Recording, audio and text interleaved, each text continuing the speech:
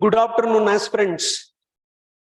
Today, on behalf of our institution, Dr. Rajkumar Academy, where we have incorporated an innovative initiative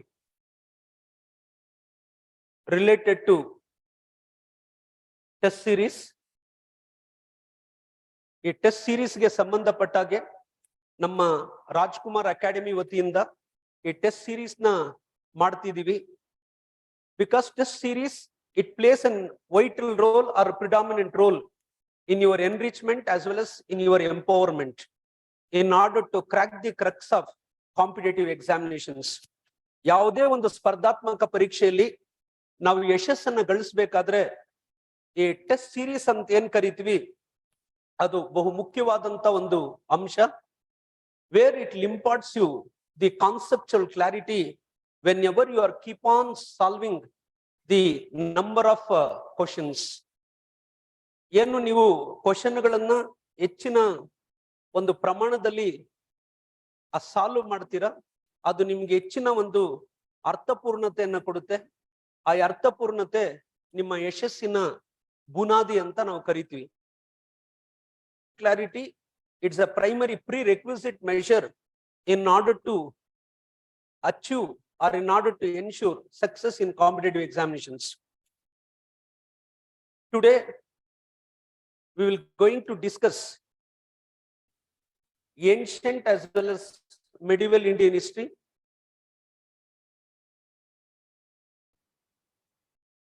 First,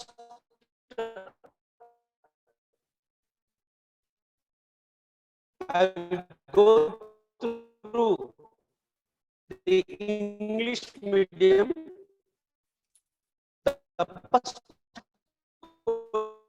The Aryans came to India from which one of the following region? See, if you go to the Aryans, they were immigrants. ಬರಿಯಕ್ಕಾಗ್ತಾ ಇಲ್ಲ. Close ಮಾಡು.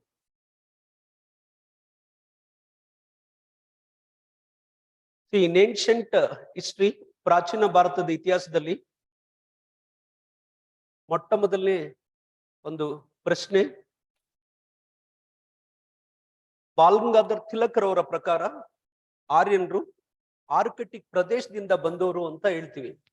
But if you go through the Max Müller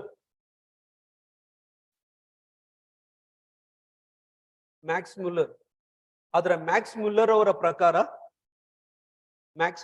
ಪ್ರಕಾರ who was Max Muller? He was a German historian, ಜರ್ಮನ್ನ ಇತಿಹಾಸಕಾರ ಅಂತ ನಾವು ಕರಿತೀವಿ. He was a German historian where he advocated an theory known as Aryan theory. ಅವರು ಪ್ರಮುಖವಾದಂತ ಒಂದು ಸಿದ್ಧಾಂತವನ್ನು ನೀಡಿದ್ದಾರೆ, ಅದನ್ನು ನಾವು ಆರ್ಯನ್ ಸಿದ್ಧಾಂತ ಅಂತ ಕರಿತೀವಿ. ಆ ಆರ್ಯನ್ ಸಿದ್ಧಾಂತದ ಪ್ರಕಾರ ಈ ಆರ್ಯನರ ಮೂಲ ನಾಡು ಯಾವುದು ಅಂತ ಹೇಳಿದ್ರೆ, ಆರ್ಯನರ ಮೂಲ ನಾಡು ಸ್ಟೆಪ್ಪೀಸ್ ರೀಜನ್. ಆರ್ಯನರ ಮೂಲ ನಾಡು ಸ್ಟೆಪ್ಪೀಸ್ ರೀಜನ್. ಆ ಸ್ಟೆಪ್ಪೀಸ್ ರೀಜನ್ ಯಾವ ಒಂದು ಭಾಗದಲ್ಲಿ ಬರುತ್ತೆ?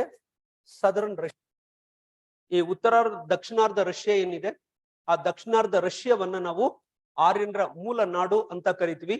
ಆ ಒಂದು ಆರ್ಯನ್ ಸಿದ್ಧಾಂತದ ಪ್ರಕಾರ ಅದನ್ನ ಪ್ರತಿಪಾದನೆ ಮಾಡಿರ್ತಕ್ಕಂಥವರು ಮ್ಯಾಕ್ಸ್ ಮ್ಯುಲ್ಲರ್ ಅಂತ ಕರಿತೀವಿ. ಯಾವ ಆಧಾರದ ಮೇರೆಗೆ ಅದನ್ನ ಪ್ರತಿಪಾದನೆ ಮಾಡಿದ್ದಾರೆ ಅಂತ ಹೇಳಿದ್ರೆ, ಎರಡು ಪ್ರಮುಖ ಆಧಾರದ ಮೇಲೆ ಅದನ್ನ ಪ್ರತಿಪಾದನೆ ಮಾಡಿದ್ದಾರೆ. One is based on epigraphical evidence. ಒಂದು ಶಿಲಾಶಾಸನದ ಆಧಾರದ ಮೇರೆಗೆ. ನಿಮ್ಮ ಪರೀಕ್ಷೆನಲ್ಲಿ ಅದನ್ನ ಕೇಳ್ತಾರೆ, ಯಾವ ಒಂದು ಶಿಲಾಶಾಸನದಲ್ಲಿ ಮೊಟ್ಟ ಮೊದಲನೇ ಬಾರಿಗೆ ಆರ್ಯನರ ಬಗ್ಗೆ ಉಲ್ಲೇಖವನ್ನ ನೀಡಲಾಗಿದೆ ಅಂತ ಕೇಳಿದ್ರೆ ಬೋಗಸ್ಕಾಯ್. ತುಂಬಾ ಇಂಪಾರ್ಟೆಂಟ್ ಒಂದಿದು. ಬೋಗಸ್ಕಾಯ್ ಶಿಲಾಶಾಸನ ಏನಿದೆ, ಆ ಬೋಗಸ್ಕಾಯ್ ಶಿಲಾಶಾಸನದಲ್ಲಿ ಮೊಟ್ಟ ಮೊದಲನೇ ಬಾರಿಗೆ ಆರ್ಯನರ ಬಗ್ಗೆ ಉಲ್ಲೇಖವನ್ನ ಮಾಡಲಾಗಿದೆ. For the first time where they made mention with regard to Aryans in an important epigraphical evidence, that is Bogaskay inscription. Where this Bogaskay inscription, it mainly belonged to a Turkey region where it was constituted in 1400 BC. ಅದನ್ನ ಯಾವಾಗ ಅಸ್ತಿತ್ವಕ್ಕೆ ತರಲಾಗಿದೆ ಅಂತ ಹೇಳಿದ್ರೆ 1400ನ ಕ್ರಿಸ್ತ ಪೂರ್ವದಲ್ಲಿ ಅದನ್ನ ಅಸ್ತಿತ್ವಕ್ಕೆ ತರಲಾಗಿದೆ. This important from your prelims preparation perspective. Try to emphasize on it. ನಿಮ್ಮ ಒಂದು ಪೂರ್ವಭಾವಿ ಪರೀಕ್ಷೆ ಏನಿದೆ ಆ ಪೂರ್ವಭಾವಿ ಪರೀಕ್ಷಾ ದೃಷ್ಟಿಕೋನದಿಂದ ಇದನ್ನ ಕೇಳ್ತಾರೆ. ಇದನ್ನ ನೋಡ್ಕೊಡಿ. ತದನಂತರದಲ್ಲಿ where he also advocated his theory on the basis of language. ಆ ಭಾಷೆ ಏನಿದೆ ಆ ಭಾಷೆಯ ಆಧಾರದ ಮೇರೆಗೂ ಸಹ ಅವರು ಪುರಾವೆಯನ್ನು ನೀಡಿರ್ತಕ್ಕಂಥದ್ದು. ಹಾಗಾಗಿ ನಾವು ಮ್ಯಾಕ್ಸ್ ಮುಲ್ಲರ್ ಅವರು ಒಂದು ಇದನ್ನ ಏನ್ ಕರಿತೀವಿ ಅಂದ್ರೆ wear he was considered as philologist. ಈ ಫೈಲಾಲಜಿಸ್ಟ್ ಅಂದ್ರೆ ಏನು ಅಂದ್ರೆ ವಿವಿಧ ಭಾಷೆಗಳಿರ್ತವೆ, ವಿವಿಧ ಭಾಷೆಗಳ ನಡುವಿನ ಸಾಮ್ಯತೆಯನ್ನ ಅಧ್ಯಯನ ಮಾಡುವ ವಿದ್ವಾಂಸರನ್ನ ನಾವು ಫೈಲಾಲಜಿಸ್ಟ್ ಅಂತ ಕರಿತೀವಿ. A scholar who specialized in the study of various languages with regard to affinities. ಇದರ ಆಧಾರದ ಮೇರೆಗೆ ಮ್ಯಾಕ್ಸ್ ಮುಲ್ಲರ್ ಅವರು ಒಂದು ಹೇಳಿಕೆಯನ್ನ ನೀಡ್ತಾರೆ. Sanskrit is considered as mother of all languages. ಅದರ ಪ್ರಕಾರ ಆ ಸಂಸ್ಕೃತ ಏನಿದೆ ಆ ಸಂಸ್ಕೃತವನ್ನ ಎಲ್ಲಾ ಭಾಷೆಗಳ ಮಾತೃ ಎಂದು ಕರೆಯಲಾಗುತ್ತದೆ. ಎಲ್ಲಾ ಭಾಷೆಗಳ ಮಾತೃ. ಈ ಎರಡರ ಆಧಾರದ ಮೇರೆಗೆ ಆರ್ಯನ್ರು ಅಂತ ಬಂದಾಗ ದೇ ಮೇನ್ಲಿ ಏಲ್ಡ್ ಫ್ರಮ್ ಸ್ಟೆಪಿಸ್ ರೀಜನ್ ಅಂತ ಕರಿತೀವಿ. ಆ ಸ್ಟೆಪಿಸ್ ನ ಒಂದು ಪ್ರದೇಶ ಏನಿದೆ ಅದನ್ನ original home land of Aryans ಅಂತ ಕರೀತಾರೆ. ಆರ್ಯನ್ರ ಮೂಲ ನಾಡು ಯಾವುದು ಅಂತ ಕೇಳಿದ್ರೆ ಸ್ಟೆಪಿಸ್ ಪ್ರದೇಶ ಅಂತ ಕರಿತೀವಿ. ಮತ್ತೆ ಅವರು ಯಾವ ಒಂದು ಜನಾಂಗಕ್ಕೆ ಸೇರಿದವರು ಅಂತ ಕೇಳಿದ್ರೆ ನಾರ್ಡಿಕ್ ರೇಸ್. ಆ ನಾರ್ಡಿಕ್ ನ ಒಂದು ಜನಾಂಗ ಏನಿದೆ ಆ ನಾರ್ಡಿಕ್ ನ ಜನಾಂಗಕ್ಕೆ ಸೇರಿರ್ತಕ್ಕಂಥವನ್ನ ನಾವು ಏನಂತ ನಾವು ಕರೀತೀವಿ? ಆರ್ಯನ್ರು ಅಂತ ನಾವು ಕರಿತೀವಿ. Is it clear?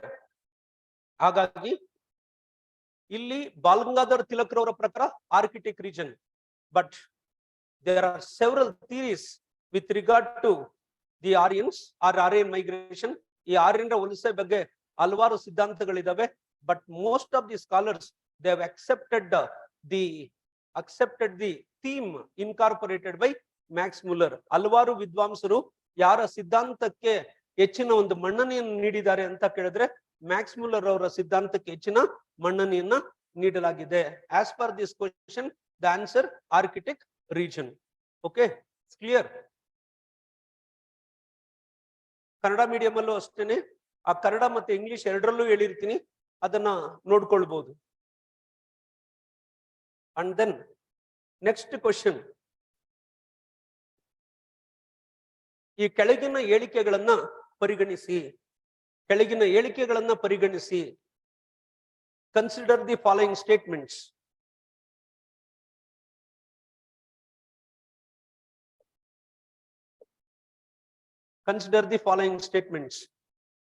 ಈ ರೀತಿಯಾದಂತ ಕ್ವಶನ್ಸ್ ನ ಕೇಳ್ತಾ ಇರ್ತಾರೆ for any competitive examination year onwards. This type of questions what we will call MSF. ಈ ತರ ಪ್ರಶ್ನೆಗಳನ್ನ ನಾವೇನಂತ ಕರಿತೀವಿ? MSF ಅಂತ ಕರಿತೀವಿ. ಆ MSF ಅಂದ್ರೆ ಏನು ಅಂದ್ರೆ ಮಲ್ಟಿಪಲ್ ಸೆಲೆಕ್ಷನ್ ಫ್ಯಾಕ್ಟರ್ಸ್ ಅಂತ ಕರೀತಾರೆ. ಆ ಬಹು ಆಯ್ಕೆಯ ಪ್ರಶ್ನೆಗಳು ಅಂತ ಕರೀತಾರೆ. Multiple selection factors. 1, 2, 3 are correct, 1 alone is correct, 1, 3, 4 are correct, 1, 2, 3 and 4 are correct.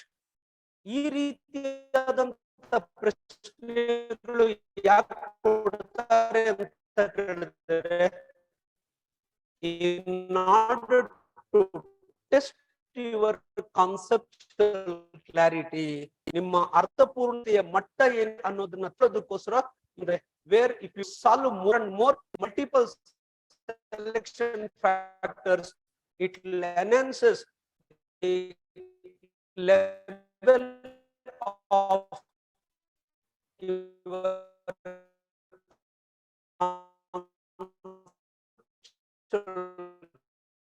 clarity. ನಿಮ್ಮ ಅರ್ಥಪೂರ್ಣತೆಯ ಮಟ್ಟ ಏನಿದೆ ಅರ್ಥಪೂರ್ಣತೆಯ ಮಟ್ಟವನ್ನ ಈ ರೀತಿಯಾದಂತ ಪ್ರಶ್ನೆಗಳು ಇದ್ದಾವೆ. ಒಂದು ಸ್ಟೇಟ್ಮೆಂಟ್ ಆಫ್ ಶತವನಾಸ್ ಅಂತ.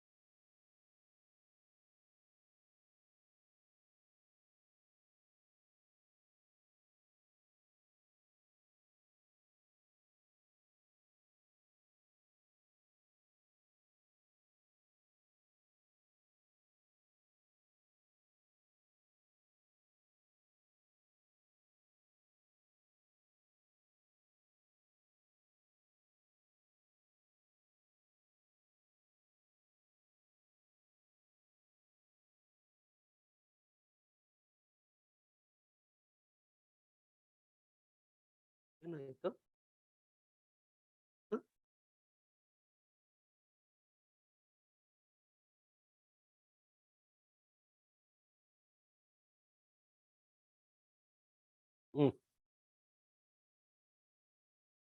ಎರಡನೇ ಪ್ರಶ್ನೆಗೆ ಸಂಬಂಧಪಟ್ಟ ಹಾಗೆ ಈ ಪಲ್ಲವರು ಏನಿದ್ದಾರೆ, ಪಲ್ಲವರು ಶಾತವಾಹನರು ಏನಿದ್ದಾರೆ, ಶಾತವಾಹನರ ಸಾಮಂತರು ಅಂತ ಇದೆ.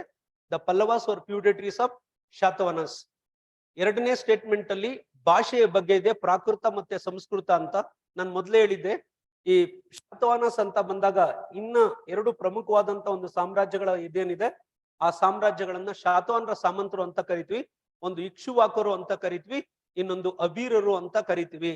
ಹಾಗಾಗಿ ಈ ಎರಡನೇ ಪ್ರಶ್ನೆ ಏನಿದೆ ಅದಕ್ಕೆ ಸರಿಯಾದಂತ ಉತ್ತರ ಅಥವಾ ಸೂಕ್ತವಾದಂತ ಉತ್ತರ ಯಾವುದು ಅಂತ ಕೇಳಿದ್ರೆ 1 ಮತ್ತೆ 2 ಎರಡೂ ಸ್ಟೇಟ್ಮೆಂಟ್ಸ್ ಏನಿದಾವೆ, ಎರಡೂ ಹೇಳಿಕೆಗಳೇನಿದಾವೆ, ಎರಡೂ ಹೇಳಿಕೆಗಳು ಸರಿ ಅಂತಕ್ಕಂಥದ್ದು.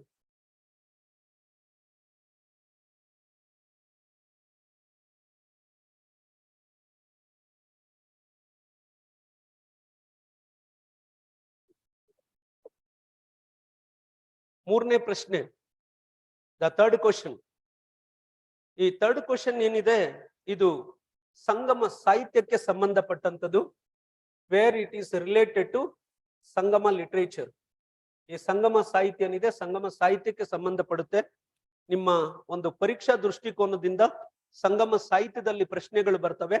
ಹಾಗಾಗಿ ಯಾವ ರೀತಿ ಪ್ರಶ್ನೆಯನ್ನ ಕೇಳ್ತಾರೋ ಅದೇ ರೀತಿ ಆ ಒಂದು ಚಾಯ್ಸಸ್ ಇದೆ, ಆ ಸ್ಟೇಟ್ಮೆಂಟ್ಸ್ ಇದೆ. ಈ ರೀತಿಯಾದಂತ ಒಂದು ಸ್ಟೇಟ್ಮೆಂಟ್ಸ್ ಏನಿರ್ತವೆ, you must be aware of this kind of statements attributed to Sangam literature. ಆ ಸಂಗಮ ಸಾಹಿತ್ಯಕ್ಕೆ ಸಂಬಂಧಪಟ್ಟಾಗಿ Tolkappiyam is a first Veda of Tamil ಅಂತ ಹೇಳಿದ್ದಾರೆ. ಇಲ್ಲಿ ಟೋಲಕಾಪ್ಯಂ ಅಂತಕ್ಕಂಥ ಒಂದು ಇದೇನಿದೆ, ಇಲ್ಲಿ ನಿಮ್ಮ ಎಕ್ಸಾಮ್ ಅಲ್ಲಿ ಕೇಳ್ತಾರೆ, it's A early text of Tamil grammar. ಇದನ್ನ ನಾವೇನಂತ ತಿಳ್ಕೋಬೇಕು, it's A early text of Tamil grammar. Tamil ವ್ಯಾಕರಣ ಏನಿದೆ, ಆ ತಮಿಳು ವ್ಯಾಕರಣದ ಪೂರ್ವ ಗ್ರಂಥ ಯಾವುದು ಅಂತ ಕೇಳ್ತಾರೆ. ಆ ತಮಿಳು ವ್ಯಾಕರಣದ ಪೂರ್ವ ಗ್ರಂಥವನ್ನ ನಾವೇನಂತ ಕರಿತೀವಿ, ಟೋಲಕಾಪ್ಯಂ ಅಂತ ಕರಿತೀವಿ. ಇದರ ಕರ್ತೃ ಯಾರು ಅಂತ ಕೇಳಿದ್ರೆ Tolkappiyar. The author attributed to the Tolkappiyam was Tolkappiyar, an early text of Tamil grammar ಅಂತ ಕರಿತೀವಿ. ತಮಿಳ್ ಗ್ರಾಮರ್ ಪತಿನೇನು ಕೀಳ ಕಣಕು. ಈ ಸಂಗಮ ಸಾಹಿತ್ಯನ ತಗೊಂಡ್ರೆ ಅಲ್ಲಿ ಎರಡು ಮುಖ್ಯವಾದಂತ ಶಾಖೆಗಳು ಬರ್ತವೆ. There are two prominent branches of Sangam literature. Pathinen Mel Kanakku, Pathinen Kil Kanakku. The major works and minor works ಅಂತ ಕರಿತೀವಿ. ಒಂದು ಮುಖ್ಯ ಅಂಶಗಳು, ಮುಖ್ಯ ಸಾಹಿತ್ಯದ ಮೂಲಗಳು ಮತ್ತೆ ಪೂರಕ ಸಾಹಿತ್ಯದ ಮೂಲಗಳು ಅಂತ ಎರಡು ರೀತಿ ಕರಿತೀವಿ. The major and the minor works. ಹಾಗಾಗಿ ಅದು ಬರುತ್ತೆ. ಈ ತಿರುಕುರುಳ್ ಅಂತಕ್ಕಂಥದ್ದೇನಿದೆ, ಆ ತಿರುಕುರುಳ್ನ ಏನಂತ ಕರೀತಾರೆ ಅಂದ್ರೆ where it is a source of moral law ಅಂತ ಕರೀತಾರೆ. ಆ ನೈತಿಕ ಮೌಲ್ಯಗಳೇನಿದಾವೆ, ಆ ನೈತಿಕ ಕಾನೂನು ಏನಿದೆ ಅದನ್ನ ತಿರುಕುರುಳ್ ಅಂತಕ್ಕಂಥ ಒಂದು ಇದರಿಂದ ಕರೀತಾರೆ. Where it was attributed to Thiruvalluvar. ಆ ತಿರುವಳ್ಳುವರ್ ಏನಿದ್ದಾರೆ ಆ ತಿರುಕುರುಳ್ ಅಂತ ನಾವು ಪ್ರಮುಖವಾಗಿ ಕರೀತೀವಿ. Where it is also considered as the Veda of Tamilians. ಆ ತಮಿಳರ ಒಂದು ವೇದ ಅಂತಾನು ಇದನ್ನ ಪ್ರಮುಖವಾಗಿ ಕರೀತಾರೆ. ಅದೇನಿದೆಯೋ ಆ ಒಂದು ಇದನ್ನ ಆ ರೀತಿ ನೋಡ್ಕೊಂಡ್ರೆ ಅದು ಸರಿ ಇರುತ್ತೆ. ದ ವೇದ ಆಫ್ ತಮಿಳಿಯನ್ಸ್ ಅಂತಕ್ಕಂಥ ಒಂದು ಇದರಿಂದ ಕರೀತಾರೆ. ಆ ತಮಿಳರ ವೇದ ಅಂತಕ್ಕಂಥ ಒಂದು ಇದರಿಂದ ಕರೀತಾರೆ. ಅದರ ಮೂಲ ಏನು, ಈ ಒಂದು ನೈತಿಕ ಕಾನೂನುಗಳು ಏನ್ ಬರ್ತವೆ, ಆ ನೈತಿಕ ಕಾನೂನಿನ ಬಗ್ಗೆ ಪ್ರಮುಖವಾಗಿ ಅದು ತಿಳಿಸ್ಕೊಡ್ತಕ್ಕಂಥದ್ದು. ಓಕೆ, ಇದೇನಿದೆಯೋ ಈ ಒಂದು ಇದನ್ನ ಈ ರೀತಿ ನೋಡ್ಕೊಳ್ಳಿ. ಅದಕ್ಕೆ ಉತ್ತರ ಏನಿರುತ್ತೆ, ಆ ಬಿ ಅಂತಕ್ಕಂಥದ್ದೇನಿದೆ ಅದು ಉತ್ತರ.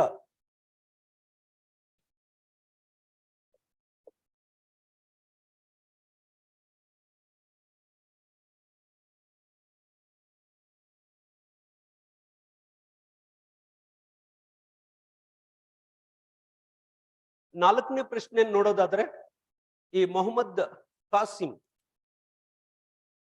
The first Arab ruler to invade India ಅಂತಕ್ಕಂಥ ಒಂದು ಇದಿದೆ. ಇದು ಸಿಂಪಲ್ ಕ್ವಶನ್. ಇದು ಆ ಮೊಹಮ್ಮದ್ ಕಾಸಿಂ ಅಂತ ಬಂದಾಗ, ವೇರ್ ದಿಸ್ ಮೊಹಮ್ಮದ್ ಕಾಸಿಂ ಈ ವಾಸ್ ಎ ಜನರಲ್ ಆಫ್, ಯಾರಿದು ಮೊಹಮ್ಮದ್ ಕಾಸಿಂ ಅಂದ್ರೆ he was a general of Al Ijaz. ಬಾಗ್ದಾದ್ನ ಒಬ್ಬ ಆಳ್ವಿಕೆಗಾರನಾದಂತ ಆಲ್ ಇಜಾಜ್ ಅಂತ ನಾವು ಕರಿತೀವಿ. He was a general of Al Ijaz of Baghdad. ಬಾಗ್ದಾದ್ನ ಒಬ್ಬ ಪ್ರಧಾನ ಆಗಿರ್ತಾನೆ. ಅವನ ಅವನ ಪ್ರತಿನಿಧಿಯನ್ನ ಮೊಹಮ್ಮದ್ ಬಿನ್ ಕಾಸಿಂ ಅಂತ ಕರಿತೀವಿ. ಈ ಮೊಹಮ್ಮದ್ ಬಿನ್ ಕಾಸಿಂ ಏನಿದ್ದಾನೆ, ಒಂದು ಪ್ರಮುಖವಾದಂತ ಒಂದು ಕದನ ಬರುತ್ತೆ. ಆ ಕದನವನ್ನ ನಾವು ಬ್ಯಾಟಲ್ ಆಫ್ RR ಅಂತ ಕರಿತೀವಿ. RR ಕದನ ಅಂತ ಕರಿತೀವಿ. ಆ RR ಕದನದ ಮುಖಾಂತರ ದಾಹಿರ್ನನ್ನ ಸೋಲಿಸಿ ಮೊಟ್ಟ ಮೊದಲನೇ ಬಾರಿಗೆ ಅರಬರು ಸಿಂಧ್ ಪ್ರಾಂತ್ಯವನ್ನ ತಮ್ಮ ವಶಕ್ಕೆ ಪಡ್ಕೊಳ್ತಾರೆ. ಈ ಕದನದ ಬಗ್ಗೆ ಕೇಳಿರ್ತಾರೆ. ಆ ಕದನಕ್ಕೆ ಇನ್ನೊಂದು ಹೆಸರು ಕರೀತಾರೆ, it's also known S the battle of Rawal ಅಂತ ಕರೀತಾರೆ. It's also known S the battle of Rawal, Rawal ಕದನ ಅಂತಾನು ಕರೀತಾರೆ. ಇದ್ರ ಬಗ್ಗೆ ನಿಮ್ಮ ಪ್ರಿಲಿಮ್ಸ್ ಅಲ್ಲಿ ಕ್ವಶನ್ಸ್ ಕೊಟ್ಟಿರ್ತಾರೆ. ಇದೇನಿದೆಯೋ ಇದನ್ನ ನೋಡ್ಕೊಂಡ್ರೆ there ends the matter. Thereby the Mohammad bin Kasim, the first Arab who invaded a Sindh region by defeating Dahir. Dahir ಏನಿರ್ತಾನೆ, ಆ ಸಿಂಧ್ನ ದೊರೆ ಆಗಿರ್ತಾನೆ, ಅವನ್ನ ಸೋಲಿಸುವುದರ ಮುಖಾಂತರ ಆ ಸಿಂಧ್ ಪ್ರಾಂತ್ಯವನ್ನ ತನ್ನ ವಶಕ್ಕೆ ಪಡ್ಕೊಳ್ತಕ್ಕಂಥದ್ದು. ಹಾಗಾಗಿ ಅದಕ್ಕೆ ಉತ್ತರ ಏನು, ಏನ್ ಕರಿತೀವಿ, 1712ನೇ ಕ್ರಿಸ್ತ ಶಕ ಅಂತ ನಾವು ಅದನ್ನ ಪ್ರಮುಖವಾಗಿ ಕರಿತೀವಿ. Try to go through it.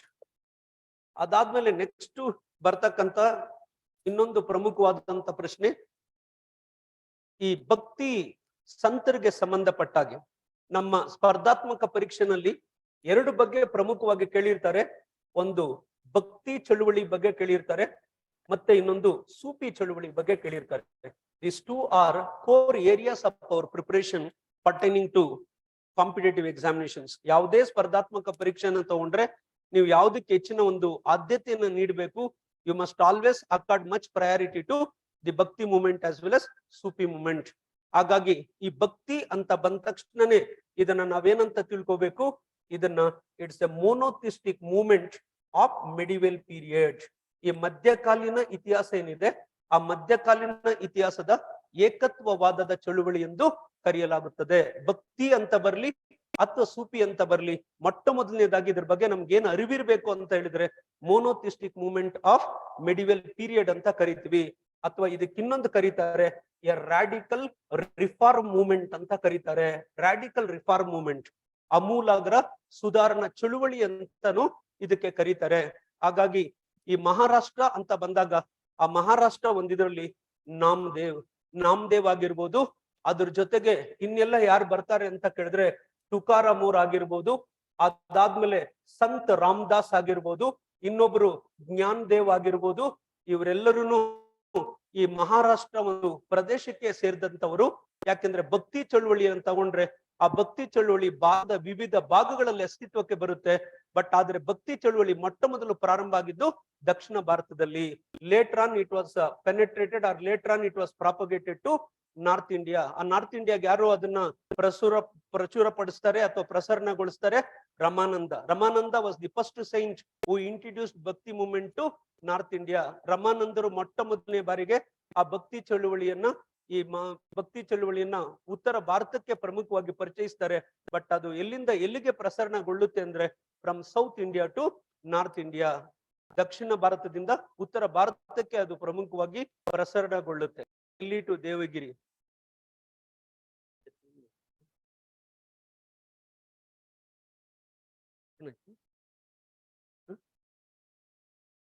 ಆಗ್ತಾ ಇದೆಯಾ? ಅಯ್ಯೋ ಹೆಂಗಪ್ಪ ಇದು, ತಿರ್ಗಿ ಇದನ್ನೆಲ್ಲ ಎಡಿಟ್ ಮಾಡ್ತೀರಾ? ಮಾಡ್ಬೋದಾ? ಚಲೇ. ಇದು 5ನೇ ಒಂದು ಇದೇನಿದೆ ಅದಕ್ಕೆ ನಾಮದೇವ್ ಅಂತ ಕರಿತೀವಿ. Where the saint who mainly belong to Maharashtra. Then the 5th question.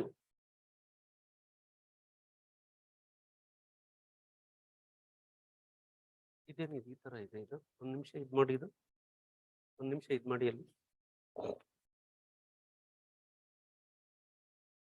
though the answer is D, where this Bhakti movement, it played an important role in the development of regional languages or vernacular languages. ಈ ಭಕ್ತಿ ಚಳುವಳಿಯ ಒಂದು ಪ್ರಮುಖ ಕೊಡುಗೆ ಏನು ಅಂತ ಕೇಳಿದ್ರೆ, ಆ ಭಕ್ತಿ ಚಳುವಳಿಯ ಪ್ರಮುಖ ಕೊಡುಗೆ ಈ ವರ್ನಾಕ್ಯುಲರ್ ಲ್ಯಾಂಗ್ವೇಜಸ್. ವರ್ನಾಕ್ಯುಲರ್ ಈ ಪ್ರಾದೇಶಿಕ ಭಾಷೆಗಳೇನಿದಾವೆ, ಆ ಪ್ರಾದೇಶಿಕ ಭಾಷೆಗಳ ಒಂದು ಬೆಳವಣಿಗೆಗೆ ಪ್ರಮುಖವಾಗಿ ಕಾರಣ ಆಗುತ್ತೆ. ಅದ್ರ ಬಗ್ಗೆ ಕೇಳಿರ್ತಾರೆ. ಇಲ್ಲಿ ಯಾವ ತರ ಕ್ವಶನ್ ಕೇಳ್ತಾರೆ ಅಂತ ಕೇಳಿದ್ರೆ, which one of the following peer is correctly matched, which one of the following peer is not correctly matched. ಯಾವುದನ್ನ ಸರಿಯಾಗಿ ಹೊಂದಿಸಲಾಗಿದೆ, ಯಾವ್ದನ್ನ ಸರಿಯಾಗಿ ಹೊಂದಿಸಲಾಗಿಲ್ಲ ಅಂತ ಆತರ ಪ್ರಶ್ನೆ ಕೇಳ್ತಾರೆ. Try to go through it. ಆದ್ರೆ ಮೊಟ್ಟ ಮೊದಲನೇ ಬಾರಿಗೆ ಪ್ರಾದೇಶಿಕ ಭಾಷೆ ಏನಿದೆ, ಪ್ರಾದೇಶಿಕ ಭಾಷೆಯಲ್ಲಿ ಆ ಭಕ್ತಿ ಚಳುವಳಿಯನ್ನ ಪ್ರಸ್ತುತ ಪಡಿಸಿದಂತವ್ರು ಯಾರು ಅಂತ ಕೇಳಿದ್ರೆ ಜ್ಞಾನದೇವ್. He was the first saint who used vernacular language in order to propagate the holistic preachings of Bhakti movement. ಆ ಸಮಗ್ರ ಬೋಧನೆಗಳೇನಿದಾವೆ, ಭಕ್ತಿ ಚಳುವಳಿಯ ಸಮಗ್ರ ಬೋಧನೆಗಳನ್ನ ಬೋಧಿಸ್ತಕ್ಕಂಥ ಒಂದು ನಿಟ್ಟಿನಲ್ಲಿ ಪ್ರಾದೇಶಿಕ ಭಾಷೆಯನ್ನ ಬಳಸ್ತಾರೆ. ಯಾವ್ದದು? ಮರಾಠಿ. ಮೊಟ್ಟ ಮೊದಲನೇ ಬಾರಿಗೆ ಮರಾಠಿ ಭಾಷೆಯನ್ನ ಬಳಸಿ ಅವರು ಭಕ್ತಿ ಚಳುವಳಿಗೆ ಅಥವಾ ಭಕ್ತಿಗೆ ಸಂಬಂಧಪಟ್ಟಂತ ಆ ಒಂದು ತಾತ್ವಿಕ ಬೋಧನೆಗಳನ್ನ ಪ್ರಸ್ತುತ ಪಡಿಸ್ತಕ್ಕಂಥದ್ದು. ಹಾಗಾಗಿ ಅವರ ಒಂದು ಕೃತಿನ ನಾವೇನ್ ಹೇಳ್ತೀವಿ ಅಂದ್ರೆ ಜ್ಞಾನೇಶ್ವರಿ ಅಂತ ಕರಿತೀವಿ. ಜ್ಞಾನೇಶ್ವರಿ ಅಥವಾ ಇದಕ್ಕೆ ಇನ್ನೊಂದು ಹೆಸರು ಕರೀತಾರೆ ಮರಾಠಿ ಗೀತ ಅಂತ ಕರೀತಾರೆ. Marathi Gita it's a commentary on Bhagavadgita. ಭಗವದ್ಗೀತೆಯ ಒಂದು ಸಮಗ್ರ ಸಾರ ಅಥವಾ ಸಮಗ್ರ ಸಾರಾಂಶವೆಂದು ಕರೆಯಲಾಗುತ್ತೆ. ಈ ರೀತಿಯಾದಂತ ಒಂದು ಇದನ್ನ ನಾವು ನೋಡ್ಕೊಳ್ಬೇಕು. ಅದೇ ರೀತಿಯಲ್ಲಿ ಬ್ರಿಡ್ಜ್ ಭಾಷಾ ಅಂತ ನಾವು ಕರಿತೀವಿ. ಆ ಬ್ರಿಡ್ಜ್ ಭಾಷಾನು ಅಷ್ಟೇನೆ. ಈ ಬ್ರಿಡ್ಜ್ ಭಾಷಾ ಅಂತ ಹೇಳಿದಾಗ whenever will go through bridge ಭಾಷಾ, ಇದನ್ನ ಪ್ರಮುಖವಾಗಿ ಯಾರು ಪ್ರಸ್ತುತ ಪಡಿಸ್ತಾರೆ ಅಂತ ಕೇಳಿದ್ರೆ ದಾದು ದಯಾಳ್ ಅಂತ ಕರಿತೀವಿ. ದಾದು ದಯಾಳ್ ವೆಸ್ಟರ್ನ್ ಇಂಡಿಯಾ, ಆ ಪಶ್ಚಿಮ ಭಾರತ ಏನ್ ಕರಿತೀವಿ, ಆ ಪಶ್ಚಿಮ ಭಾರತಕ್ಕೆ ಪ್ರಮುಖವಾಗಿ ಸೇರ್ತಕ್ಕಂತ ಒಬ್ಬ ಭಕ್ತಿ ಸಂತ. ಹಾಗಾಗಿ ವೇರಿ ಪ್ರಮೋಟೆಡ್ ಬ್ರಿಡ್ಜ್ ಭಾಷಾ. ಅಲಾಂಗ್ ವಿತ್ ದಟ್ ಬ್ರಿಡ್ಜ್ ಭಾಷಾ ಈ ಯಾವುದ್ರ ಜೊತೆಗೆ ಅದು ಸಂಬಂಧ ಪಡುತ್ತೆ ಅಂತ ಕೇಳಿದ್ರೆ ರಾಜಸ್ಥಾನಿ. ರಾಜಸ್ಥಾನಿಗೆ ಪ್ರಮುಖವಾಗಿ ಸಂಬಂಧ ಪಡ್ತಕ್ಕಂತ ಒಂದಿದು. ಇದೇನಿದೆಯೋ ಇದನ್ನ ಈ ರೀತಿ ನೋಡ್ಕೊಳ್ಳಿ. ಪ್ರಶ್ನೆ ಯಾವ ರೀತಿ ಕೇಳ್ತಾರೆ ಅನ್ನೋದು ತುಂಬಾ important. Even at the time of preparation we must know what mode of questions where they is to ask and how to crack the crux. How to crack the crux.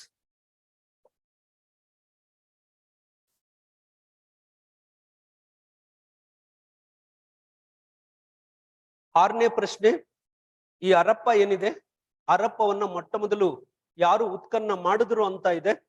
The Harappa it always considered as the first type site. ಇದನ್ನ ನಾವೇನಂತ ಬರಿಬೇಕು? First type site ಅಂತ ಕರಿತೀವಿ. ಆ ಏನು ಸಿಂಧು ಬೈಲ್ ನಾಗರಿಕತೆ ಇತ್ತು, ಆ ಸಿಂಧು ಬೈಲ್ ನಾಗರಿಕತೆ ಒಂದಿದ್ರಲ್ಲಿ ಮೊಟ್ಟ ಮೊದಲ ಒಂದು ಸ್ಥಳ ಅಂತ ನಾವು ಕರಿತೀವಿ. ಹಾಗಾಗಿ ಯಾವಾಗ ಹರಪ್ಪ ಅಂತ ಬಂತು, ಹಾಗಾಗಿ where they have changed the nomenclature from Indus valley civilisation to Harappan civilisation. ಹಾಗಾಗೇನೆ ಇವತ್ತು ನಾವು ಅದನ್ನ ಹರಪ್ಪ ನಾಗರಿಕತೆ ಅಂತ ನಾವು ಪ್ರಮುಖವಾಗಿ ಕರಿತೀವಿ. ಅದರ ಉತ್ಖನನ ಏನಿದೆ, ಅದರ ಉತ್ಖನನಕ್ಕೆ ಪ್ರಮುಖವಾಗಿ ಕಾರಣರಾದಂತವ್ರು ಹರಪ್ಪ ಅಂತಕ್ಕಂತ ಒಂದು ಇದೇನಿದೆ, ಹರಪ್ಪ ಅನ್ನೋ ಒಂದು ಉತ್ಖನನಕ್ಕೆ ಪ್ರಮುಖವಾಗಿ ಕಾರಣರಾದಂತವರು ದಾಯಿರಾಮ್ ಸಹಾನಿ. ದಾಯಿರಾಮ್ ಸಹಾನಿ ಮೂಲತವಾಗಿ ದಾಯಿರಾಮ್ ಸಹಾನಿ ಅಂತ ನಾವು ಪ್ರಮುಖವಾಗಿ ಹೇಳ್ತೀವಿ. ಬಟ್ ಆದ್ರೆ MS ವ್ಯಾಟ್ಸ್ ಅಂತಕ್ಕಂತ ಒಂದು ಇದೇನಿದೆ, ಇದನ್ನ ನಾವೇನ್ ಹೇಳ್ತೀವಿ ಅಂದ್ರೆ the formative phase of excavation ಅಂತ ಕರಿತೀವಿ. ಪ್ರಾರಂಭಿಕ ಹಂತದ ಉತ್ಖನನ ಅಂತ ಕರಿತೀವಿ. It's a formative phase of excavation, a formative precedence. The formative precedence was set by MS Vats. ಆ MS ವ್ಯಾಟ್ಸ್ ಅವರು ಆ ಪ್ರಾರಂಭಿಕ ಹಂತದಲ್ಲಿ ಅವರು ಅದರ ಬಗ್ಗೆ ತಿಳಿಸ್ಕೊಡ್ತಾರೆ. But with regard to a renowned archaeologist Dayaram Sahni in 1921, where he made a major contribution with regard to excavation. ಇದೇನಿದೆಯೋ ಈ ಒಂದು ಇದನ್ನ ಆ ರೀತಿ ಪ್ರಮುಖವಾಗಿ ನೋಡ್ಕೊಳ್ಬೇಕಾಗುತ್ತೆ. ಅದರ ವಿವರಣೆನೂ ಕೊಟ್ಟಿದ್ದಾರೆ. Try to emphasize on it. He was a renowned Indian archaeologist. He was a renowned Indian archaeologist. Renowned Indian archaeologist.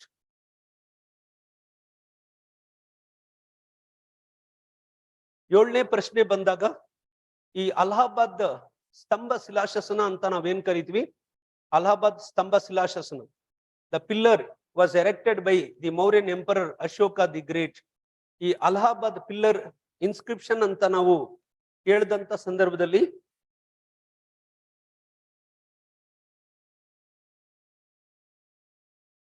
ಇದನ್ನ ಯಾವ್ದ್ರ ಮೇಲೆ ಪ್ರಮುಖವಾಗಿ ಇರ್ತಕ್ಕಂಥದ್ದು ಅಂತ ಕೇಳಿದ್ರೆ ಆ ಎಂಪರರ್ ಅಶೋಕನ ಒಂದು ಇದಕ್ಕೆ ಅಥವಾ ಅಶೋಕ ಚಕ್ರವರ್ತಿ ಇದಕ್ಕೆ ಪ್ರಮುಖವಾಗಿ ಅದು ಸೇರ್ತಕ್ಕಂಥದ್ದು.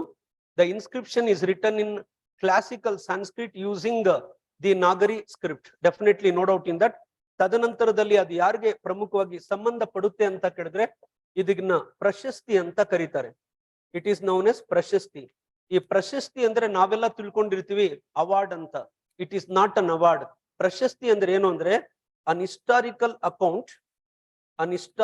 Account return on rocks. Historical account return on rocks. ಈ ಬಂಡೆ ಗಲ್ಲುಗಳ ಮೇಲೆ ಬರೆಯುವ ಇತಿಹಾಸದ ಸಾರಾಂಶ ಏನಿದೆ ಅದನ್ನ ಏನಂತ ಕರೀತಾರೆ? ಪ್ರಶಸ್ತಿ ಅಂತ ಕರೀತಾರೆ. ಅದೇ ರೀತಿ ಇನ್ನೊಂದು ಪರಿಕಲ್ಪನೆ ಬರುತ್ತೆ, ಚಾರ್ಟರ್ ಅಂತ. One more concept is there, charter. Charter means an historical account return on copper plates. Historical account return on copper plates. ಈ ತಾಮ್ರ ಫಲಕಗಳೇನಿದಾವೆ ಆ ತಾಮ್ರ ಫಲಕಗಳ ಮೇಲೆ ಬರೀತಕ್ಕಂತ ಒಂದು ಇತಿಹಾಸದ ಸಾರಾಂಶ ಏನಿದೆ ಅದನ್ನ ಚಾರ್ಟರ್ ಅಂತ ಕರೀತಾರೆ. ಮತ್ತೆ ಪ್ರಶಸ್ತಿ ಅಂದ್ರೆ ಇನ್ನೊಂದು ನಾವೇನ್ ಕರಿತೀವಿ ಅಂದ್ರೆ ಯೂಲಾಜಿಕಲ್ ಅಂತ ಕರಿತೀವಿ. ಯೂಲಾಜಿಕಲ್ ಅಂದ್ರೆ ಒಬ್ಬ ದೊರೆಯ ಸ್ವವೈಭವೀಕರಣದ ವಿವರಣೆ ಏನಿದೆ ಆ ಸ್ವವೈಭವೀಕರಣದ ವಿವರಣೆಯನ್ನ ನಾವು ಯೂಲಾಜಿಕಲ್ ಅಂತ ನಾವು ಇಂಗ್ಲಿಷ್ ಅಲ್ಲಿ ಕರಿತೀವಿ ಅಥವಾ ಆಂಗ್ಲ ಭಾಷೆನಲ್ಲಿ ಕರಿತೀವಿ. ಹಾಗಾಗಿ ಇಲ್ಲಿ ಕೊಟ್ಟಿರ್ತಕ್ಕಂತ ಏನ್ ಹೇಳಿಕೆಗಳಿದಾವೆ ಆ ಹೇಳಿಕೆಗಳೆಲ್ಲವೂ ಸರಿಯಾಗಿವೆ ಅಂತ. ಈ ಅಲಹಾಬಾದ್ ಪ್ರಶಸ್ತಿ ಅಂತ ಬಂದಾಗ ಇನ್ನೊಂದು ಬಹು ಮುಖ್ಯವಾದಂತ ಒಂದು ಅಂಶ ಏನು ಅಂತ ಕೇಳಿದ್ರೆ, ಈ ಅಲಹಾಬಾದ್ ಪ್ರಶಸ್ತಿ ಒಂದಿದನ್ನ ಗುಪ್ತರಿಗೆ ಸಂಬಂಧಪಟ್ಟಾಗೆ ಕಾವ್ಯ ಶೈಲಿಯಲ್ಲಿ ಬರೆಯಲಾಗಿದೆ. ಕಾವ್ಯ ಶೈಲಿನಲ್ಲಿ ಇದನ್ನ ಮೊಟ್ಟ ಮೊದಲು ತಂದಂತವ್ರು ಯಾರು? ಈ ಒಂದು ಸಮುದ್ರಗುಪ್ತನ್ಗೆ ಸಂಬಂಧಪಟ್ಟಾಗೆ Harisena. Where this Harisena? He was Sandhi Vigrahaka in the court of Samudragupta. ಸಮುದ್ರಗುಪ್ತನ ಆಸ್ಥಾನದಲ್ಲಿ ಈ ಹರಿಸೇನ ದಂಡನಾಯಕ ಆಗಿರ್ತಾನೆ ಹಾಗೂ ಮೊಟ್ಟ ಮೊದಲನೆಯ ವಿದೇಶಾಂಗ ವ್ಯವಹಾರಗಳ ಸಚಿವ ಅಂತ ನಾವು ಕರಿತೀವಿ. The first external affairs minister during ancient period. That portfolio was created by Samudragupta. Samudragupta ಏನಿದಾನೆ ಆ ಸಮುದ್ರಗುಪ್ತ ಆ ಒಂದು ಹುದ್ದೆ ಏನಿರುತ್ತೆ ಅದನ್ನ ಪ್ರಮುಖವಾಗಿ ಅಸ್ತಿತ್ವಕ್ಕೆ ತರ್ತಕ್ಕಂಥದ್ದು. ಹಾಗಾಗಿ ಇದರ ಉತ್ತರ ಏನು ಅಂತ ಕೇಳಿದ್ರೆ ಆಲ್ ಆಫ್ ದಿ ಅಬೋವ್ ಅಂತಕ್ಕಂತ ಒಂದು ಇದರಿಂದ ಪ್ರಮುಖವಾಗಿ ಕರಿತೀವಿ. ಅದಾದ್ಮೇಲೆ ನೆಕ್ಸ್ಟ್ ಬರ್ತಕ್ಕಂತ ಒಂದಿದು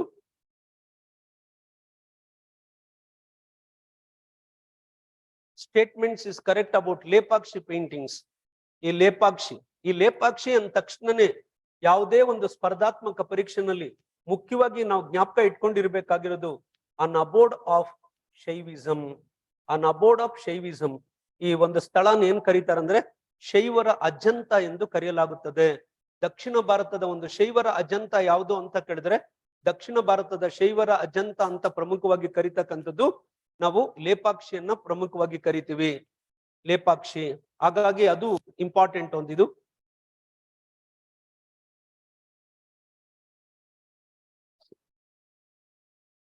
ಲೇಪಾಕ್ಷಿ ಎಲ್ಲಿ ಪ್ರಮುಖವಾಗಿ ಬರ್ತಕ್ಕಂಥದ್ದು ನಿಮ್ಮೆಲ್ಲರಿಗೂ ಗೊತ್ತಿದೆ, ಅನಂತಪುರ್ ಡಿಸ್ಟ್ರಿಕ್ಟ್ ಆಫ್ ಆಂಧ್ರ ಪ್ರದೇಶ್ ಅಂತಕ್ಕಂಥ ಒಂದಿದ್ರಿಂದ ಕರಿತೀವಿ. It's in Anantapur district of Andhra Pradesh. I think all of you know very well. ಅದು ನಿಮಗೆ ಗೊತ್ತಿರುತ್ತೆ. ಅದೇನಿರುತ್ತೋ ಆ ಒಂದು ಇದನ್ನ ಆ ರೀತಿ ನೋಡ್ಕೊಳ್ಬಹುದು. ಆಮೇಲೆ ವಿಜಯನಗರ ಒಂದು ಆಳ್ವಿಕೆ ಏನಿದೆ ಆ ವಿಜಯನಗರದ ಒಂದು ಆಳ್ವಿಕೆ ಸಂದರ್ಭದಲ್ಲಿ ಅದಕ್ಕೆ ಹೆಚ್ಚಿನ ಒಂದು ಮಹತ್ವವನ್ನ ನೀಡ್ತಕ್ಕಂಥದ್ದು.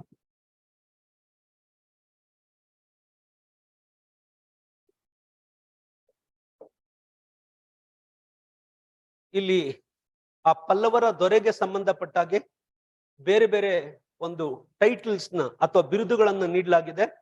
ಆ ಬಿರುದುಗಳು ಒಂದಿದು ಯಾರೋ ಒಂದಿದಕ್ಕೆ ಮಹೇಂದ್ರ ವರ್ಮ ಅಂತ ಇದೆ, ಈ ಮಹೇಂದ್ರ ವರ್ಮ 2 ಅಂತಿದೆ, ನಂದಿ ವರ್ಮ 2 ಅಂತ ಇದೆ, ನರಸಿಂಹವರ್ಮನ್ 2 ಅಂತಕ್ಕಂತ ಒಂದಿದೆ. When ever will go through ಆ ಒಂದು ಚಿತ್ರಕಾರ ಪುಲಿ ಅಂತ ಎಲ್ಲೇ ಬಂದ್ರೂ ಅದ್ ಯಾರು ಅಂತ ಕೇಳಿದ್ರೆ 1ನೇ ಮಹೇಂದ್ರ ವರ್ಮ. ಯಾವತ್ತು ತಿಳ್ಕೊಳ್ಳಿ, ಮಹೇಂದ್ರ ವರ್ಮ 1. ಅದಕ್ಕೆ ಆನ್ಸರ್ ಯಾವುದು ಅಂತ ಹೇಳಿದಾಗ ಮಹೇಂದ್ರ ವರ್ಮ 1 ಅಂತ ಕರಿತೀವಿ. ಇವೆಲ್ಲ simple questions where you can go through it.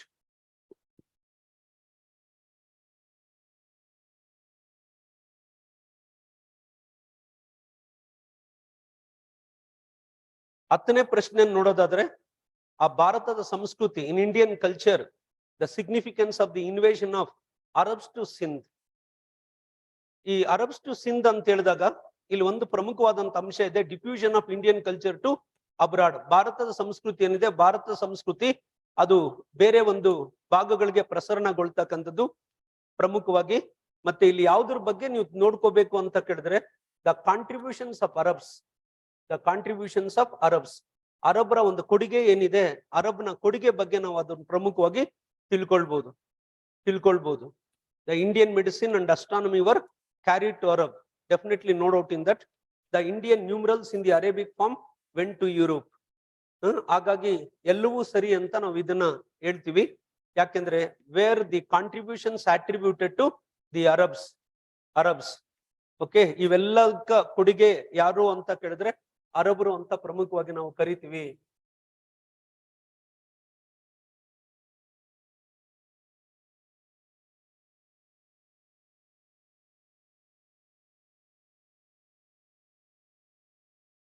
ಹನ್ನೊಂದನೇ ಪ್ರಶ್ನೆ ನೋಡಿದಾಗ political and cultural history of India the term Nilopittu refers to the ಅಂತ ಇದೆ.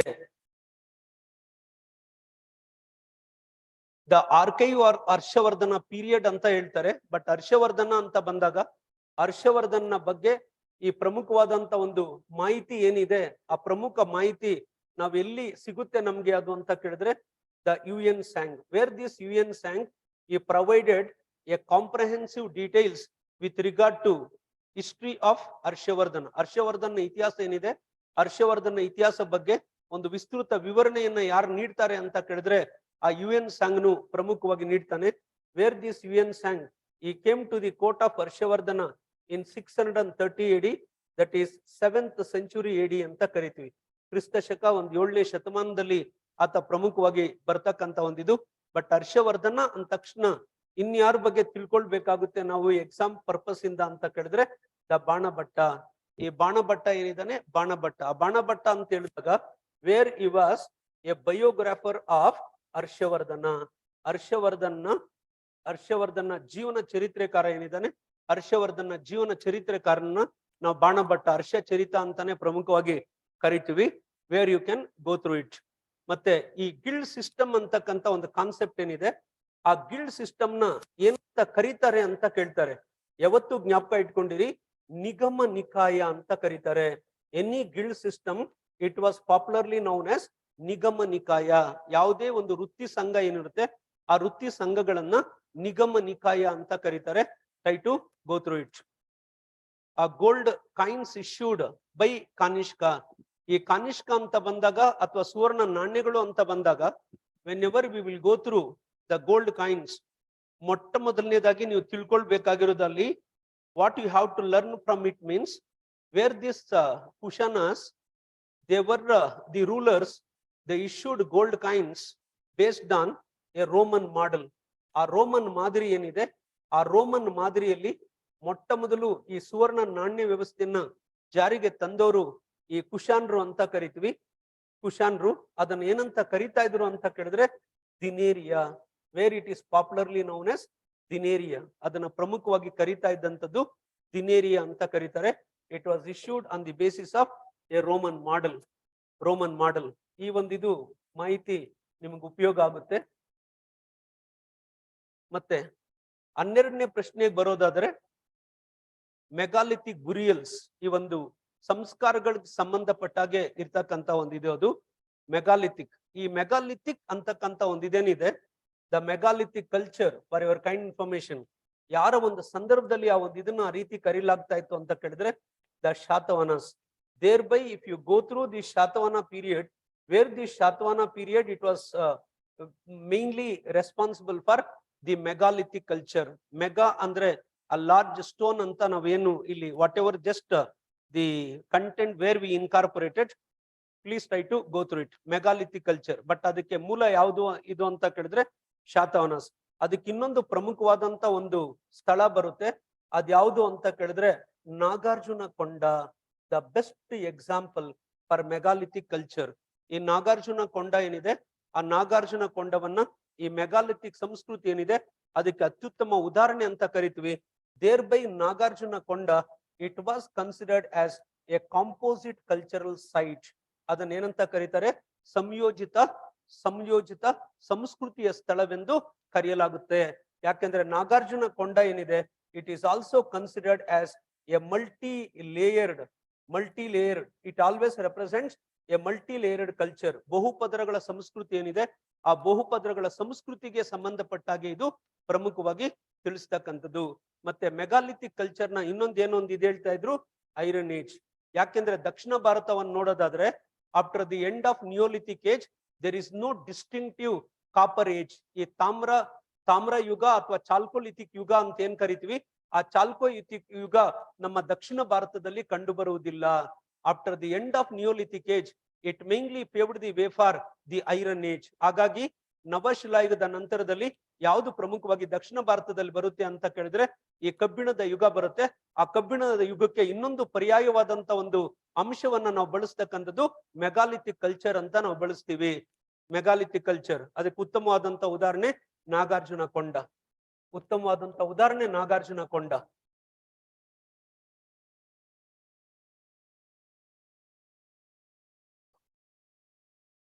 ಹದಿಮೂರನೇ ಒಂದು ಪ್ರಶ್ನೆನ ನೋಡೋದಾದ್ರೆ,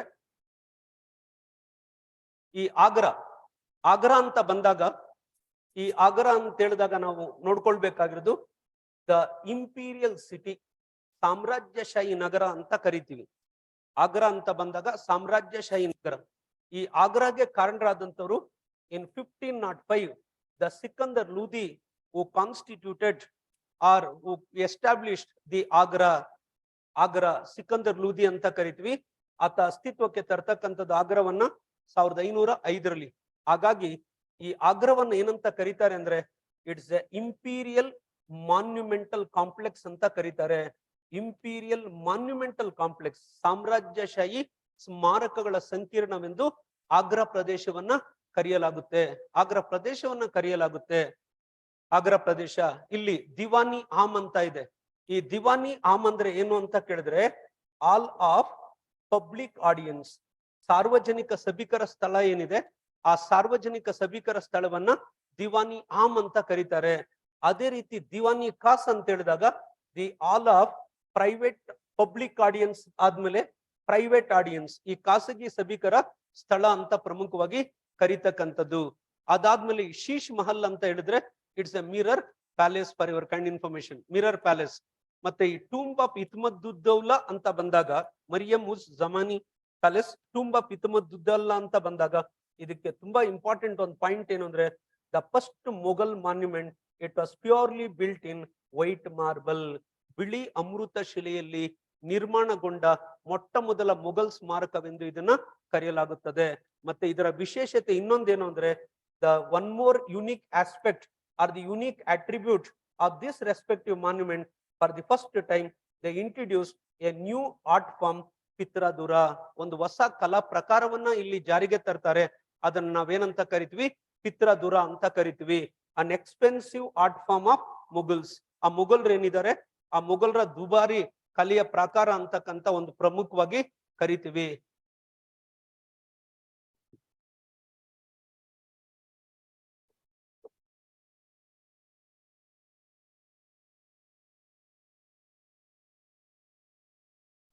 ಈ ದಿವಾನಿಯಂ, ಆ ದಿವಾನಿ ಖಾಸ್, ಶೀಶ್ಮಲ್ ಇವುಗಳ ನಿರ್ಮಾಣಕ್ಕೆ ಕಾರಣರಾದಂತವ್ರು ಯಾರು ಅಂತ ಕೇಳಿದ್ರೆ ಹೂ was a ruler who constituted this 3 important monuments ಅಂತ ಕೇಳಿದ್ರೆ ಶಹಜಹಾನ್. ಆ ಶಹಜಹಾನ್ ಏನಿದ್ದಾನೆ ಆ ಶಹಜಹಾನ್ ಆಳ್ವಿಕೆನಲ್ಲಿ. ಹಾಗಾಗಿ ಶಹಜಹಾನ್ನ ಒಂದು ಆಳ್ವಿಕೆಯನ್ನು ನಾವೇನಂತ ಕರಿತೀವಿ? Golden era of Mughal architecture. ಆ ಮೊಘಲ್ರ ವಾಸ್ತುಶಿಲ್ಪ ಏನಿದೆ ಆ ಮೊಘಲ್ರ ವಾಸ್ತುಶಿಲ್ಪದ ಸುವರ್ಣ ಯುಗವೆಂದು ಕರೆಯಲಾಗುತ್ತದೆ. ಮೊಘಲ್ ವಾಸ್ತುಶಿಲ್ಪದ ಸುವರ್ಣ ಯುಗ. ಹಾಗಾಗಿ ಇಲ್ಲಿ ದ ಆನ್ಸರ್ ಏನಿದೆ ಆನ್ಸರ್ ಸಿ ಅಂತ ಕರಿತೀವಿ. But whatever explanation where I incorporated, try to emphasise on it. That is important.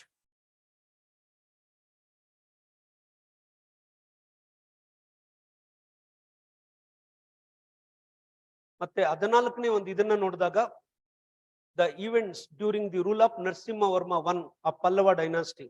ಈ ನರಸಿಂಹವರ್ಮ ಅಂತ ನಾವು ಬಂದಾಗ ಒಂದನೇ ನರಸಿಂಹವರ್ಮ ಅಂತ ಹೇಳಿದಾಗ he was considered as, or his period was considered as the golden era of Pallava rule. ಯಾವತ್ತು ತಿಳ್ಕೊಳ್ಳಿ, ಆ ಪಲ್ಲವರ ಆಳ್ವಿಕೆಯ ಸುವರ್ಣ ಯುಗ ಅಂತ ಯಾರ ಸಂದರ್ಭದಲ್ಲಿ ಕರಿತೀವಿ ಅಂತ ಕೇಳಿದ್ರೆ ಒಂದನೇ ನರಸಿಂಹವರ್ಮನ ಒಂದು ಇದರಲ್ಲಿ ನಾವು ಪ್ರಮುಖವಾಗಿ ಕರಿತೀವಿ.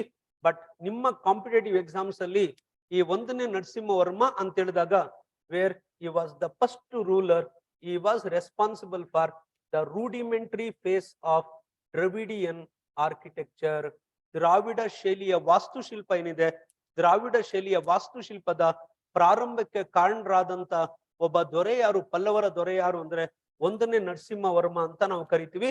ಆ ಸಂದರ್ಭದಲ್ಲಿ ವೇರ್ ಈ also constituted an important city known as Mahabalipuram. ಆ ಮಹಾಬಲಿಪುರಂ ಏನಿದೆ, ಆ ಮಹಾಬಲಿಪುರಂ ನಗರವನ್ನ ಅಸ್ತಿತ್ವಕ್ಕೆ ತರ್ತಾರೆ. ಆ ಮಹಾಬಲಿಪುರಂನ ನಾವೀಗ್ಲೂ ಏನಂತ ಕರಿತೀವಿ ಅಂದ್ರೆ, it's A birth place of ದ್ರವಿಡಿಯನ್ style of temple architecture. ಆ ದ್ರಾವಿಡ ಶೈಲಿಯ ವಾಸ್ತುಶಿಲ್ಪ ಏನಿದೆ, ಆ ದ್ರಾವಿಡ ಶೈಲಿಯ ವಾಸ್ತುಶಿಲ್ಪದ ಉಗಮ ಸ್ಥಾನ ಯಾವುದು ಅಂತ ನಿಮ್ಮ ಕಾಂಪಿಟೇಟಿವ್ ಎಕ್ಸಾಮ್ಸ್ ಅಲ್ಲಿ ಕೇಳ್ತಾರೆ. ಹಾಗಾಗಿ ಮಹಾಬಲಿಪುರಂನ ನಾವು ಆ ರೀತಿ ಕರಿತೀವಿ. ಮತ್ತೆ ಈ ರಾಕ್ ಕಟ್ ಎರೆಕ್ಷನ್ ಆಫ್ ಮೋನೋಲಿಥಿಕ್ ರಥಾಸ್ ಅಂತ ಹೇಳೋದಕ್ಕಿಂತನೂ ದ ರಾಕ್ ಕಟ್ ಟೆಂಪಲ್ಸ್, ಅದನ್ನ ನಾವೇನಂತ ಕರಿತೀವಿ, ರಾಕ್ ಕಟ್ ಟೆಂಪಲ್ಸ್ ಅಥವಾ ಪ್ರೀ ಸ್ಟ್ಯಾಂಡಿಂಗ್ ಟೆಂಪಲ್ಸ್ ಅಂತ ನಾವು ಕರಿತೀವಿ. ರಾಕ್ ಕಟ್ ಕಲ್ಲಿನಿಂದ ಕಡ್ದಿರ್ತಕ್ಕಂಥ ಒಂದು ಏನು ಆ ಒಂದು ದೇವಾಲಯಗಳ ಅಂಶ ಇದೆ, ಅಥವಾ ರಾಕ್ ಕಟ್ ಟೆಂಪಲ್ಸ್ ಅಂತ ನಾವು ಕರಿತೀವಿ. The rock cut temples were always considered a free standing temples ಅಂತ ನಾವು ಕರಿತೀವಿ. ಅಥವಾ ಅದಕ್ಕೆ ಇನ್ನೊಂದು ಬಳಸ್ತೀವಿ, ಪಂಚರಥಾಸ್. ಅದಕ್ಕೆ ಪಂಚರಥಗಳ ಒಂದು ಪರಿಕಲ್ಪನೆ ಅಂತ ಕರಿತೀವಿ. Try to go through it. Pancharathas, ಪಂಚರಥಗಳು ಅಂತ ಕರಿತೀವಿ.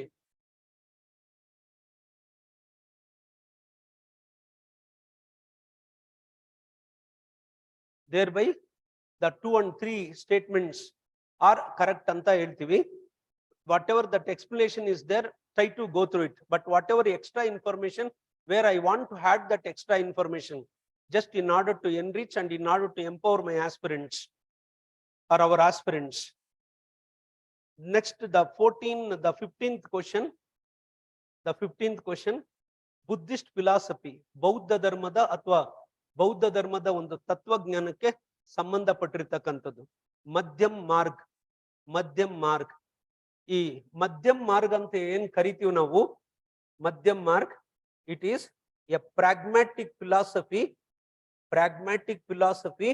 Of Buddhism. Pragmatic philosophy of Buddhism, ಬೌದ್ಧ ಧರ್ಮ ಏನಿದೆ, ಆ ಬೌದ್ಧ ಧರ್ಮದ ಕಾರ್ಯದೃಷ್ಟಿಯುಳ್ಳ ಸಿದ್ಧಾಂತವೆಂದು ಕರೆಯಲಾಗುತ್ತದೆ. ಕಾರ್ಯದೃಷ್ಟಿಯುಳ್ಳ ಒಂದು ತಾತ್ವಿಕತೆ ಅಂತ ನಾವು ಕರಿತೀವಿ, ಕಾರ್ಯದೃಷ್ಟಿಯುಳ್ಳ ತಾತ್ವಿಕತೆ. ಬಟ್ ಆದ್ರೆ ಈ ಮಧ್ಯಮ ಮಾರ್ಗ ಅಂತ ಬಂದಾಗ ಅದನ್ನ ನಿಮ್ಮ ಕಾಂಪಿಟೇಟಿವ್ ಎಕ್ಸಾಮ್ಸ್ ಅಲ್ಲಿ ಏನ್ ಕೇಳ್ತಾರೆ ಅಂತ ಕೇಳಿದ್ರೆ ಶೂನ್ಯವಾದ ಅಂತ ಕರೀತಾರೆ. ಶೂನ್ಯವಾದ. ಈ ಶೂನ್ಯವಾದ ಅಂತ ಬಂದಾಗ wear it is an important A philosophical school, ಒಂದು ತಾತ್ವಿಕ ಶಾಲೆ ಅಂತ ಕರಿತೀವಿ. ಬೌದ್ಧ ಧರ್ಮಕ್ಕೆ ಸಂಬಂಧಪಟ್ಟಂತ ಒಂದು ತಾತ್ವಿಕ ಶಾಲೆ. ಆ ತಾತ್ವಿಕ ಶಾಲೆಯನ್ನ ಅಸ್ತಿತ್ವಕ್ಕೆ ತಂದೋರು ಯಾರು ಅಂತ ಕೇಳಿದ್ರೆ Nagarjuna, the great Buddhist philosopher. ಒಬ್ಬ ಪ್ರಸಿದ್ಧ ಬೌದ್ಧ ಧರ್ಮದ ತತ್ವಜ್ಞಾನಿಯಾದಂತ ನಾಗಾರ್ಜುನ ಅಂತ ಕರಿತೀವಿ. The great Buddhist scholar Nagarjuna, where he propounded an important school of thought or philosophical school of thought, Shunyavada ಅಂತ ಕರಿತೀವಿ. ಅಥವಾ ಇದಕ್ಕೆ ಇನ್ನೊಂದು ಕೊಟ್ಟಿರ್ತಾರೆ ನಿಮ್ಮ ಎಕ್ಸಾಮ್ ಅಲ್ಲಿ, ಮಧ್ಯಮಿಕ ಸ್ಕೂಲ್ ಆಫ್ ಫಿಲಾಸಫಿ. ಅದಕ್ಕೆ ಇನ್ನೊಂದು ಏನ್ ಕೊಟ್ಟಿರ್ತಾರೆ, Madhyamika school of philosophy, Madhyamika school of philosophy ಅಂತ ಕೊಟ್ಟಿರ್ತಾರೆ.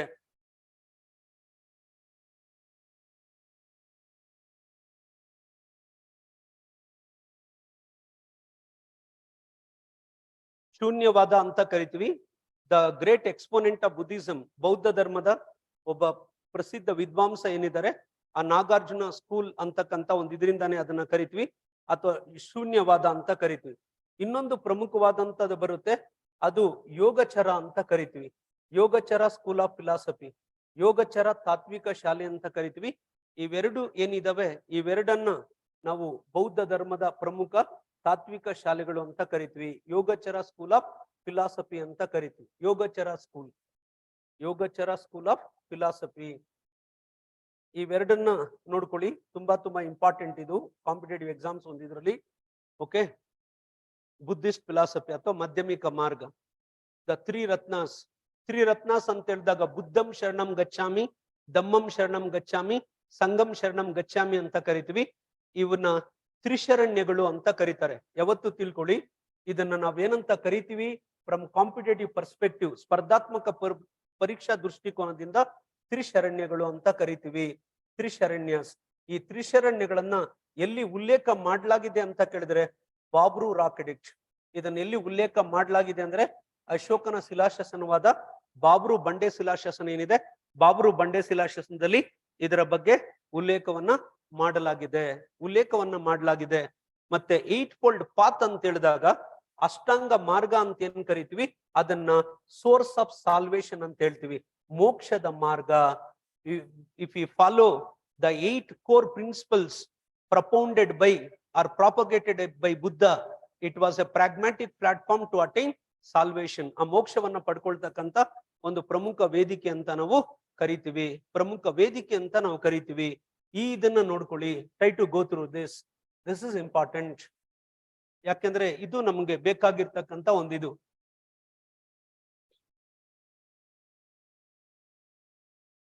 ಇಲ್ಲಿ ಆನ್ಸರ್ ಒಂದಿದೇನಿದೆ ವಿತ್ ಎಕ್ಸ್ಪ್ಲನೇಷನ್, ಆನ್ಸರ್ ಬಿ ಅಂತ ಇದೆ. Try to go through it. But ಅದಕ್ಕಿಂತ important whatever just the insights I am incorporating, try to go through that. The Allahabad or Prayag conference was convened by ಈ ಹರ್ಷವರ್ಧನ ಅಂತಕ್ಕಂತ ಒಂದು ಇದರಿಂದ ಕರಿತೀವಿ. But ಇಲ್ಲಿ ಯಾವಾಗ ಪ್ರಯಾಗ್ conference ಅಥವಾ ಈ ಅಲಹಾಬಾದ್ ಕಾನ್ಫರೆನ್ಸ್ ಅಂತ ಕರಿತೀವಿ, ಇದಕ್ಕೆ ಇನ್ನೊಂದು ಕರೀತಾರೆ ಸಂಗೀತಿ. ಏನಂತ ಕರೀತಾರೆ ಇದನ್ನ ಹಿಸ್ಟ್ರಿನಲ್ಲಿ? ಸಂಗೀತಿ ಅಂತ ಕರೀತಾರೆ, ಇನ್ವರ್ಟೆಡ್ ಕಾಮರ್ಸ್. ಸಂಗೀತಿ, ಸಂಗೀತಿ ಅಂತಕ್ಕಂಥದ್ದು ಏನು ಅಂತ ಕೇಳಿದ್ರೆ, ವೇರ್ ದಟ್ ಸಂಗೀತಿ it was having relevance with a religious council, ಧಾರ್ಮಿಕ ಮಂಡಳಿ ಎಂದರ್ಥ. ಆ ಧಾರ್ಮಿಕ ಮಂಡಳಿ ಒಂದಿದನ್ನ ಬೌದ್ಧ ಧರ್ಮದ ಒಂದಿದ್ರಲ್ಲಿ ಏನಂತ ಕರೀತಾರೆ? ಸಂಗೀತಿ ಅಂತಕ್ಕಂಥ ಒಂದಿದ್ರಿಂದ ಕರೀತಾರೆ. ಹಾಗಾಗಿ ಈ ಅಲಹಾಬಾದ್ ಅಥವಾ ಪ್ರಯಾಗ್ ಕಾನ್ಫರೆನ್ಸ್ ಒಂದಿದೇನಿದೆ, where it was very much attributed to Harshavardhana ಅಂತ ನಾವು ಕರಿತೀವಿ. Try to go through it. ಈ ಹರ್ಷವರ್ಧನ ಏನಿದಾನೆ, ಯಾಕೆ ಅಲಹಾಬಾದ್ ಅಥವಾ ಪ್ರಯಾಗ್ನ ಒಂದು ಸಮಾವೇಶವನ್ನ ಆತ ಆಯೋಜನೆ ಮಾಡ್ತಾನೆ ಅಥವಾ ಒಂದು ಮಂಡಳಿಯನ್ನ ಆಯೋಜನೆ ಮಾಡ್ತಾನೆ ಅಂತ ಕೇಳಿದ್ರೆ, because he was very much influenced by the Mahayana Buddhism. ಆ ಮಹಾಯಾನ ಬೌದ್ಧ ಧರ್ಮ ಏನಿದೆ, ಆ ಮಹಾಯಾನ ಬೌದ್ಧ ಧರ್ಮದ ಒಂದಿದಕ್ಕೆ ಪ್ರಭಾವವನ್ನ ಗೊಂಡಿರ್ತಾನೆ. ಹಾಗಾಗಿ ಹರ್ಷವರ್ಧನ ಇನ್ನೊಂದು ಏನ್ ಕರೀತಾರೆ ಅಂದ್ರೆ ಉಪಾಸಕ ಅಂತ ಕರೀತಾರೆ. ಪ್ಯಾಟ್ರನೈಸ್ಡ್ ಬುದ್ಧಿಸಂ, ಯಾವಾಗ ಬೌದ್ಧ ಧರ್ಮದ ಒಬ್ಬ ಅನುಯಾಯಿಯಾಗಿ ಅಸ್ತಿತ್ವಕ್ಕೆ ಬರ್ತಾನೆ, ಆತನ್ನ ಏನಂತ ಕರೆದ್ರು? ಉಪಾಸಕ ಅಂತ ಕರೆದ್ರು. Upasaka means a lay follower, a lay follower of Buddhism known as upasaka. ಹಾಗಾಗಿ ಆತನನ್ನ ಉಪಾಸಕ ಅಂತಾನು ಕರೀತಾರೆ. Try to go through it, try to go through it.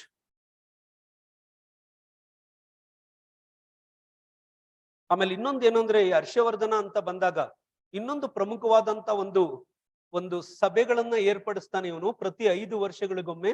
ಅದು ಬೇರೆ ರೀತಿನಲ್ಲಿ ನಾವು ಬರೀತೀವಿ ಹಿಸ್ಟ್ರಿನಲ್ಲಿ ಬರೀಬೇಕಾದ್ರೆ. ಅದು ಯಾವುದು ಅಂತ ಕೇಳಿದ್ರೆ ಮಹಾ ಮೋಕ್ಷ ಪರಿಷತ್ಸ್. ಇನ್ನೊಂದು ಯಾವ್ದದು? ಮಹಾ ಮೋಕ್ಷ ಪರಿಷತ್ಸ್. Every 5 years once. ಈ ಎವ್ರಿ 5 years ಒನ್ಸ್ ನ ಏನಂತ ಹೇಳ್ತೀವಿ? ಕ್ವಿನ್ಕ್ವೇನಿಯಲ್ ಕಾನ್ಫರೆನ್ಸ್. 5 ವರ್ಷಗಳಿಗೊಮ್ಮೆ ಏರ್ಪಡಿಸ್ತಕ್ಕಂತ ಅಥವಾ ಆಯೋಜಿಸ್ತಕ್ಕಂತ ಸಮಾವೇಶವನ್ನ ನಾವು ಕ್ವಿನ್ಕ್ವೇನಿಯಲ್ ಅಂತ ನಾವು ಕರಿತೀವಿ, ಮಹಾ ಮೋಕ್ಷ ಪರಿಷತ್ಸ್ ಅಂತ ಕರಿತೀವಿ. ಎವ್ರಿ 5 years ಒನ್ಸ್, 75 ದಿವಸಗಳವರೆಗೆ ನಡೀತಾ ಇದ್ದಂತ ಒಂದು ಸಮಾವೇಶ ಇದು ಮಹಾ ಮೋಕ್ಷ ಪರಿಷತ್. ಇದರ ಮೂಲ ಉದ್ದೇಶ ಏನು ಅಂತ ಕೇಳಿದ್ರೆ, in order to distribute the accumulated wealth among citizens.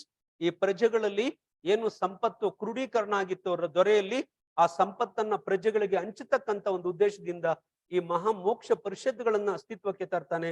ಯಾರು ಇದ್ರ ಬಗ್ಗೆ ಪ್ರಮುಖವಾಗಿ ವಿವರಣೆಯನ್ನ ನೀಡಿದ್ದಾರೆ ಅಂತ ಕೇಳಿದ್ರೆ, UN Sang, who provided a detailed description with regard to Maha Moksha Parishats, means the UN Sang. He provided detailed description with regard to convenement of Maha Moksha Parishats. Idu important ondidu, where you can go through it. Idin innondu ರೀತಿನಲ್ಲಿ ಜ್ಞಾಪಕ ಇಟ್ಕೊಂಡಿರಬಹುದು ನೀವು. And then the 17th, the battle of Waind was fought between Muhammad Ghazni and ಈ battle of Waihind ಅಂತ ಬಂದಾಗ ಮೊಹಮ್ಮದ್ ಗಜ್ನಿ ಅಂದ ತಕ್ಷಣನೇ ನಾವೇನ್ ತಿಳ್ಕೊಂಡಿರ್ಬೇಕು? he was popularly known as ಬೂತ್ ಶಿಕಾನ್. ಈ ಕಾಂಪಿಟೇಟಿವ್ ಎಕ್ಸಾಮ್ಸ್ ಅಲ್ಲಿ ಯಾವ್ದ್ರ ಬಗ್ಗೆ ಹೇಳ್ತಾರೆ? ಮೊಹಮ್ಮದ್ ಗಜ್ನಿ ಅಂತ ಬಂದ ತಕ್ಷಣನೇ ಬೂತ್ ಶಿಕಾನ್ ಅಂತ ತಿಳ್ಕೊಂಡಿರ್ಬೇಕು. And he was also known as iconoclast, the one who targeted the Hindu idols at the time of his invasions. But where this Muhammad Ghazni, he always constitute a realm of plunder. He always constitutes realm of plunder. ಆ ಲೂಟಿ ಏನಿದೆ, ಆ ಲೂಟಿಯ ನೀತಿಯನ್ನ ಜಾರಿಗೆ ತರ್ತಾನೆ. ಸಂಪತ್ತಿನ ಲೂಟಿಯ ನೀತಿಯನ್ನ ಯಾಕೆಂದ್ರೆ ಏನು ದೇವಾಲಯಗಳಿತ್ತು, the temples were considered as a treasure troves. The temples were considered as a treasure troves. ಈ ದೇವಾಲಯಗಳೇನಿತ್ತು ಆ ದೇವಾಲಯಗಳನ್ನ ಸಂಪತ್ತಿನ ಕಣಿಗಳು ಅಂತ ಕರೀತಾ ಇದ್ರು. Thereby he mainly pursued the policy of plunder in order to drain the wealth of Indian temples. But during Vayand battle, where he fought with Anandapala, he fought with Anandapala. Okay, where you can go through it. ಇದನ್ನ ಜ್ಞಾಪಕ ಇಟ್ಕೊಂಡಿರಿ, this is important.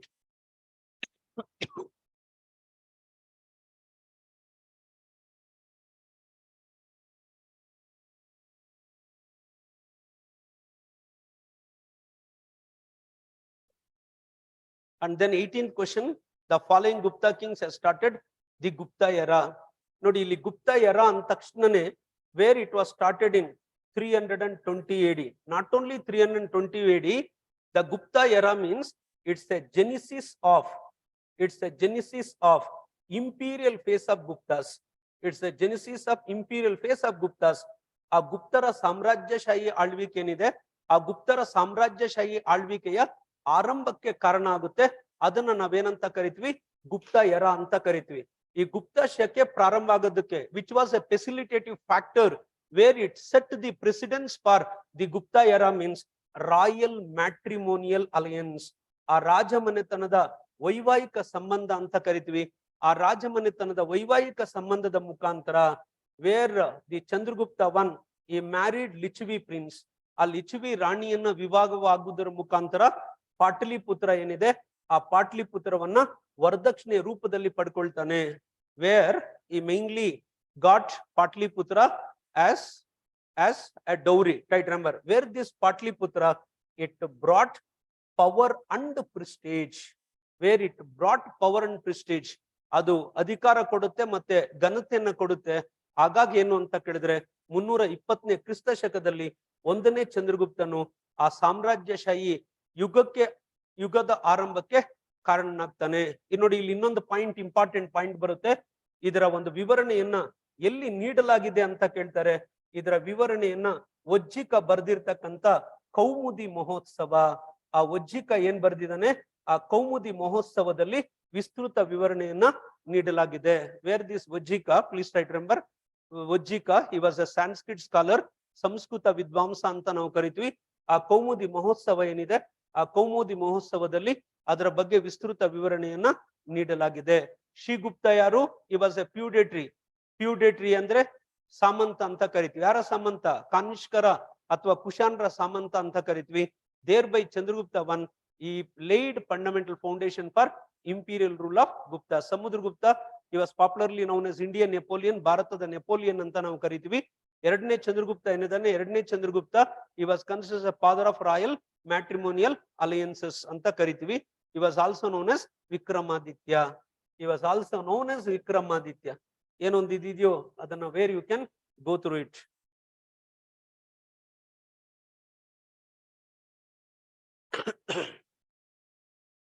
ಮತ್ತೆ 19ನೇ ಪ್ರಶ್ನೆ ಒಂದು ಇದೇನಿದೆ, 19ನೇ ಪ್ರಶ್ನೆನಲ್ಲಿ Rigvedic Aryans the function upholding of the natural order ಅಂತಕ್ಕಂತ ಒಂದು ಇದರಿಂದ ಕರಿತೀವಿ. ಬಟ್ ಇಲ್ಲಿ whenever we will go through the Rigvedic gods, ಋಗ್ವೇದದ ಒಂದು ದೇವರುಗಳ ಬಗ್ಗೆ ಹೇಳೋದಾದ್ರೆ ಈ ಅಗ್ನಿ ಅಂತ ನಾವು ಬಂದಾಗ whenever will go through Agni, symbol of sanctity, symbol of sanctity, symbol of sanctity, ಪಾವಿತ್ರತೆಯ ಸಂಕೇತ ಅಂತ ಕರಿತೀವಿ, ಅಥವಾ ಸಿಂಬಲ್ ಆಫ್ ಪ್ಯೂರಿಟಿ ಅಂತ ಕರಿತೀವಿ. Just I am adding insights. A symbol of purity, ಶುದ್ಧತ್ವದ ಸಂಕೇತವೆಂದು ಕರೆಯಲಾಗುತ್ತೆ. ಅದೇ ವರುಣ ಅಂತ ಬಂದಾಗ ನಿಮ್ಮ ಸ್ಪರ್ಧಾತ್ಮಕ ಪರೀಕ್ಷೆಗಳಲ್ಲಿ in your competitive examinations they will add one important key concept. ಆ ಕೀ ಕಾನ್ಸೆಪ್ಟ್ ಯಾವುದು ಅಂತ ಕೇಳಿದ್ರೆ ರಿತ. Where they is to had an important key concept known as Rita or Ritta. See, this is a key concept where they used to ask in your competitive examination. ನಿಮ್ಮ ಸ್ಪರ್ಧಾತ್ಮಕ ಪರೀಕ್ಷೆನಲ್ಲಿ ಯಾವುದ್ರ ಬಗ್ಗೆ ಕೇಳಿರ್ತಾರೆ, ವರ್ಣಿಗೆ ಸಂಬಂಧಪಟ್ಟ ಹಾಗೆ ಅಂತ ಕೇಳಿದ್ರೆ ರಿತ ಅಥವಾ ರಿತ್ತ ಅಂತ ಕರಿತೀವಿ. ಈ ರಿತ ಅಥವಾ ರಿತ್ತ ಅನ್ನೋದೇನು ಅಂದ್ರೆ where it is always emphasises on the moral order, ನೈತಿಕ ಆದೇಶ ಅಥವಾ ನೈತಿಕ ಸ್ತರವೆಂದು ಕರೆಯಲಾಗುತ್ತದೆ. ಹಾಗಾಗಿ who was a source of moral order means the Varuna was considered as a source of moral order. ಆ ನೈತಿಕ ಆದೇಶ ಏನಿದೆ, ಆ ನೈತಿಕ ಆದೇಶದ ಒಂದು ಮೂಲ ಯಾರು ಅಂತ ಕೇಳಿದ್ರೆ ವರುಣ ಅಂತಕ್ಕಂತ ಒಂದು ಇದರಿಂದ ಪ್ರಮುಖವಾಗಿ ನಾವು ಕರಿತೀವಿ ವರುಣ. ಹಾಗಾಗಿ ಅವನ್ನ ಇನ್ನೊಂದು ಏನ್ ಹೇಳ್ತೀವಿ, he was a personification of rain. ಆ ಮಳೆ ಏನಿದೆ, ಮಳೆಯ ಮೂರ್ತ ರೂಪ ಅಂತಕ್ಕಂತ ಒಂದು ಇದರಿಂದ ನಾವು ಕರಿತೀವಿ. ವಾಯು ಅಂತ ಹೇಳಿದಾಗ ರೈಟ್ ರಿಮೆಂಬರ್, ವಾಯು ಅಂತ ನಾವೇನ್ ಹೇಳ್ತೀವಿ, where the Vayu also considered as a symbol of purity, ಅಶುದ್ಧತ್ವದ ಸಂಕೇತ. ಆದ್ರೆ ಇವತ್ತೇನಾಗಿದೆ, due to the pollution, the air quality it is at the lowest depth. ಇವತ್ತು ಒಂದು ವಾಯುವಿನ ಒಂದು ಗುಣಾತ್ಮಕತೆ ಏನಿದೆ ಅದು ತನ್ನ ಅಸ್ತಿತ್ವವನ್ನ ಕಳ್ಕೊಳ್ತಾ ಇದೆ ಅಂತ.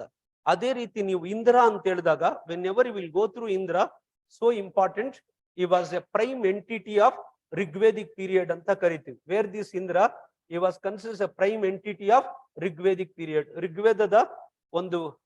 ಋಗ್ವೇದದ ಒಂದು ಕಾಲ ಏನಿದೆ, ಆ ಋಗ್ವೇದದ ಒಂದು ಧಾರ್ಮಿಕ ವ್ಯವಸ್ಥೆಯ ಪ್ರಧಾನ ಮೂಲವೆಂದು ಕರೆಯಲಾಗುತ್ತದೆ.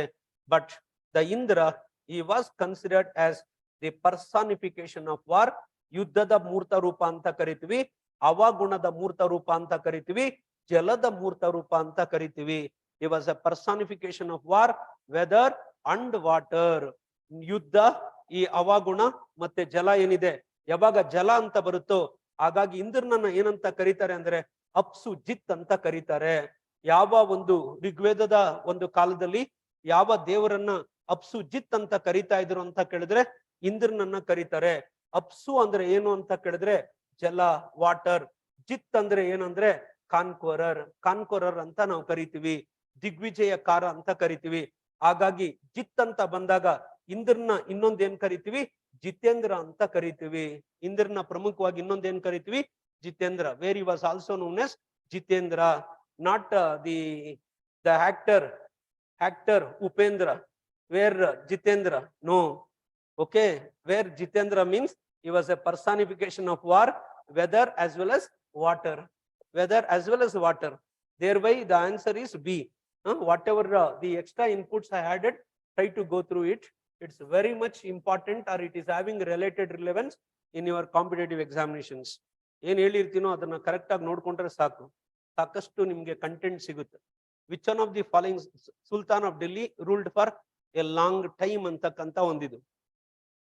If you go through Alauddin Khilji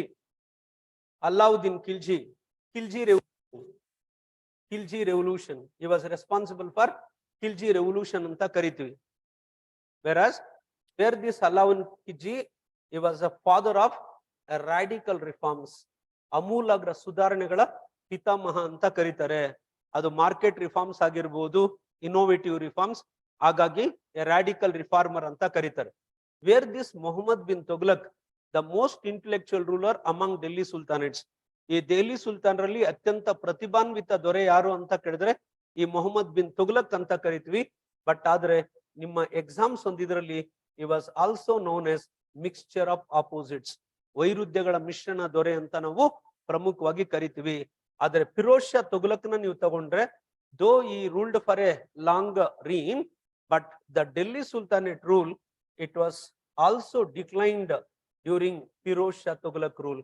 ಆ ಫಿರೋಜ್ ಶಾ ತುಗ್ಲಕ್ನ ಆಳ್ವಿಕೆಯಲ್ಲಿ ಆ ದೆಹಲಿ ಸುಲ್ತಾನ್ರ ಏನಿರ್ತಾರೆ, ದೆಹಲಿ ಸುಲ್ತಾನ್ರ ಒಂದು ಆಳ್ವಿಕೆ ಅವನತಿ ಆಗ್ತಕ್ಕಂಥದನ್ನ ನಾವು ಪ್ರಮುಖವಾಗಿ ಕಾಣ್ಬೋದು. But the Firoz Shah Tughlaq in the history, he was popularly known as Augustus. ಈ ಫಿರೋಜ್ ಶಾ ತುಗ್ಲಕ್ನ ಏನಂತ ಕರೀತಾರೆ, ಆಗಸ್ಟಸ್ ಅಂತ ಕರೀತಾರೆ.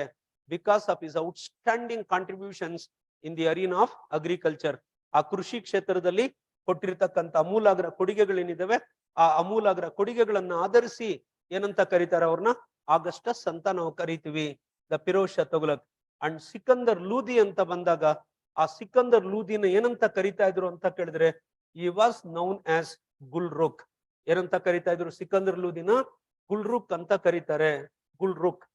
Which Delhi sultanate ruler who adorned the title Gulruk means, Gulruk ಅಂದ್ರೆ ಏನ್ ನೀವು ಜ್ಞಾಪಕ ಇಟ್ಕೊಂಡಿರ್ಬೇಕಂದ್ರೆ, the one who is a scholarly king. Though it's a pen name, ಲೇಖನಿಯ ಹೆಸರಾದ್ರೂ ಇವನ್ ಏನಂತ ಕರಿತೀವಿ, ವಿದ್ವಾಂಸ ದೊರೆ ಅಂತ ನಾವು ಕರಿತೀವಿ.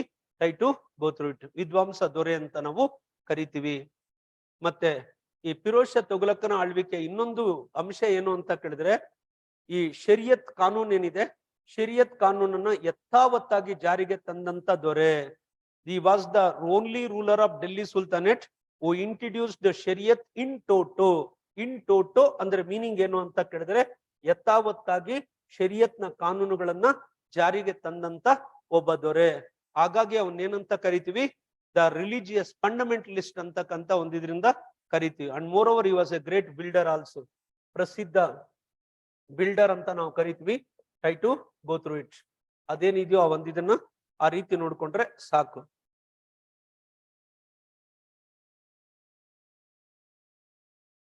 Reign Allauddin Khilji 1296 1316. Mohammad bin Tughlaq 1325 to 1351. Firoz Shah Tughlaq 1351 to 1388. Sikandar Lodi 1489 to 1517.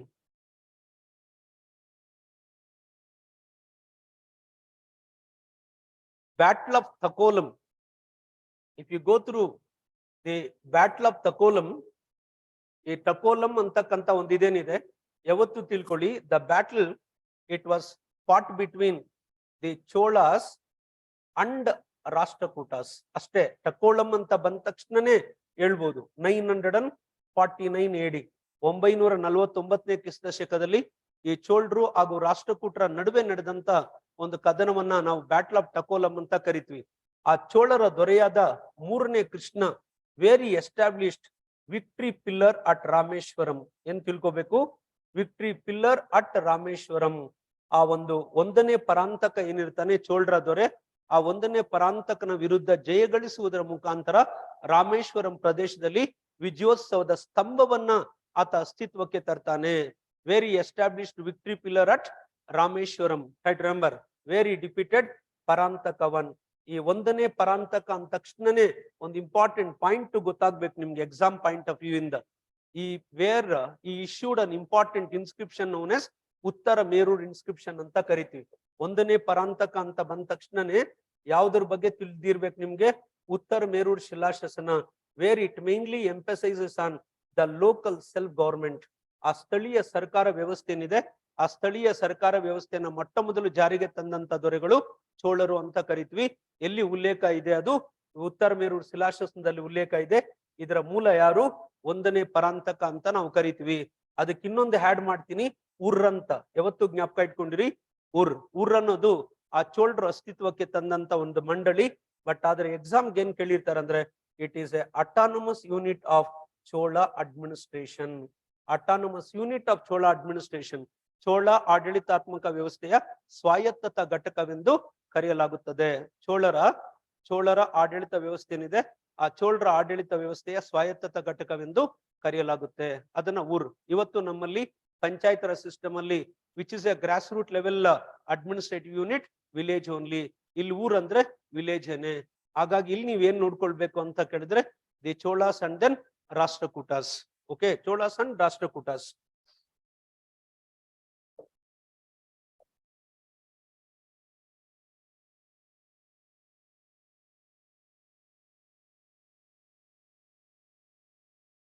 Which following crops were growing by the Harappan people? ಈ ಹರಪ್ಪನ್ಸ್ ಅಂದಾಗ, ಹರಪ್ಪನ್ರು ಅಂತ ನಾವು ತಗೊಂಡಾಗ ಅವರ ಒಂದು ಬೇಸಾಯ ಪದ್ಧತಿ ಯಾವುದು ಅಂತ ಕೇಳಿದ್ರೆ, ಓಯ್ cultivation. There mode of cultivation was known as ಓಯ್ ಕಲ್ಟಿವೇಶನ್. ಆರೇ ಬೇಸಾಯ ಪದ್ಧತಿ ಅಂತ ನಾವು ಪ್ರಮುಖವಾಗಿ ಕರಿತೀವಿ. Where their agriculture it was exclusively based on fertile flood plains. ಅವರ ಒಂದು ಕೃಷಿ ವ್ಯವಸ್ಥೆ ಯಾವುದರ ಆಧಾರಿತವಾಗಿತ್ತು ಅಂತ ಕೇಳಿದ್ರೆ, ಪ್ರವಾಹ ಆಧಾರಿತ ಫಲವತ್ತಾದಂತ ಪ್ರವಾಹ ಪ್ರದೇಶಗಳು. Fertile flood plains. Fertile flood plains. It was A realm of Indus valley civilisation agriculture. Sindhu ಬಯಲು ನಾಗರಿಕತೆಯ ಕೃಷಿ ವ್ಯವಸ್ಥೆ ಏನಿದೆ, ಆ ಕೃಷಿ ವ್ಯವಸ್ಥೆಗೆ ಮೂಲ ಯಾವ್ದಾಗಿತ್ತು ಅಂತ ಕೇಳಿದ್ರೆ ಫಲವತ್ತಾದಂತ ಒಂದು ಪ್ರದೇಶಗಳು. Try to understand this. But ಇಲ್ಲಿ ಚಾಯ್ಸಸ್ ಅಲ್ಲಿ ಇದೆ. ಬಟ್ ಇನ್ ಮೈ ವ್ಯೂ, ನನ್ನ ಒಂದು ಇದರಲ್ಲಿ ಆಸ್ ಪರ್ ಮೈ ಅಂಡರ್ಸ್ಟ್ಯಾಂಡಿಂಗ್, ಯಾವ ಬೆಳೆಯನ್ನ ಬೆಳೆಯಲು ಹರಪ್ಪನರಿಗೆ ತಿಳಿದಿರಲಿಲ್ಲ ಅಂತ ಕೇಳಿದ್ರೆ ಅದಕ್ಕೆ ಮುಖ್ಯವಾದಂತ ಒಂದು ಇದು ಯಾವುದು ಅಂತ ಕೇಳಿದ್ರೆ ragi. The ragi crop it was not known to the Harappans ಅಂತ ಕರಿತೀವಿ. ಅದಕ್ಕೆ ಇನ್ನೊಂದು ಹೆಸರು ಏನ್ ಹೇಳ್ತೀವಿ, ಫಿಂಗರ್ ಮಿಲ್ಲೆಟ್ ಅಂತಾನು ಕರಿತೀವಿ. ಹಾಗಾಗಿ ragi it was not known to the Harappans ಅಂತಕ್ಕಂತ ಒಂದು ಇದರಿಂದ ಕರಿತೀವಿ. It was not known to the Harappans. ಇದೊಂದ್ ಸಾರಿ ನೋಡ್ಕೊಳ್ಳಿ. Just I will put a question mark, but as per my knowledge it is perfect, no doubt in that. ಈ ಬಾರ್ಲಿನ ಏನಂತ ಕರಿತಾ ಇದ್ರು, where that barley it was known as ಯವ. ಬಾರ್ಲಿನ ಏನಂತ ಕರಿತಾ ಇದ್ರು ಆ ಸಂದರ್ಭದಲ್ಲಿ, ಯವ ಅಂತ ಕರಿತಾ ಇದ್ರು. ಈ ಗೋಧಿ ಒಂದಿದ್ದೇನಿತ್ತು ಅದನ್ನ ಏನಂತ ಕರಿತಾ ಇದ್ರು, ಗೋಧುಮ್ ಅಂತ ಕರಿತಾ ಇದ್ರು. The wheat was known as ಗೋಧುಮ್, whereas barley the crops of subsistence, ಜೀವನಾಂಶದ ಬೆಳೆಗಳು. ಮತ್ತೆ ಇನ್ನೊಂದು ಕೇಳಿರ್ತಾನೆ ನಿಮ್ಮ ಪ್ರಿಲಿಮ್ಸ್ ಅಲ್ಲಿ, ಈ ಒಂದು ಸಿಂಧು ಬೆಲ್ ನಾಗರಿಕತೆ ಹತ್ತಿ ಏನಿತ್ತು ಅದನ್ನ ಏನಂದು ಕರೆಯಲಾಗುತ್ತಿತ್ತು ಅಂತ ಕೇಳ್ತಾರೆ, ಸಿಂಡೋಲಿ. ಆ ಸಿಂಧು ಬೆಲ್ ನಾಗರಿಕತೆ ಹತ್ತಿ ಏನಿತ್ತು ಅದನ್ನ ಸಿಂಡೋಲಿ ಅಂತ ಕರಿತಾ ಇದ್ರು. It was popularly known as ಸಿಂಡೋಲಿ, right? Remember, it was popularly known as ಸಿಂಡೋಲಿ. ಸಿಂಡೋಲಿ ಅಂತ ಕರಿತಾ ಇದ್ರು ಅದನ್ನ, ಸಿಂಡೋಲಿ. ಇದೇನಿದೆಯೋ ಇದನ್ನ ಈ ರೀತಿ ನೋಡ್ಕೊಳ್ಳಿ. But ragi it was not known to the Harappans. Harappans ಯಾಕೆಂದ್ರೆ ಸಾಕಷ್ಟು ಲಿಟ್ರೇಚರ್ ಒಂದು ಇದ್ರ ಬಗ್ಗೆ, where just I have gone through it, try to go through it. ಹಾಗಾಗಿ ಇಲ್ಲಿ ಆನ್ಸರ್ ಅಂತ ಹೇಳಿದಾಗ ಆನ್ಸರ್ ಡಿ 1, 2, 3 and 4 ಅಂತ ಇದೆ. But in my view it must B 1, 2 and 4. ಇದಕ್ಕೆ ಏನ್ ಇರ್ಬೇಕು ಆನ್ಸರ್ ಅಂತ ಕೇಳಿದ್ರೆ 1, 2 and 4 ಇರ್ಬೇಕು. It must B 1, 2 and 4 rather than for your kind information barley, wheat, ragi and pigeon pea ಅಂತ ಏನ್ ಕರಿತೀವಿ. But try to go through it. ಇದೇನಿದೆಯೋ ಈ ಒಂದು ಇದನ್ನ 1, 2 and 4 ಅಂತ ಬರ್ಕೊಂಡ್ರೆ ಅದು ಪರ್ಫೆಕ್ಟ್ ಇರುತ್ತೆ.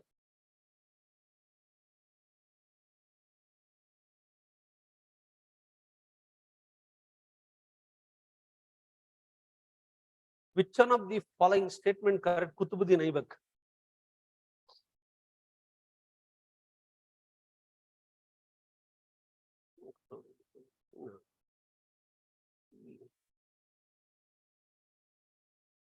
First founder of Ilbari. Whenever we will go to the Kutubuddin Aibak, a Kutubuddin Aibak anta ಹೇಳಿದಾಗ, where this Kutubuddin Aibak, he was popularly known as Lak Baksh.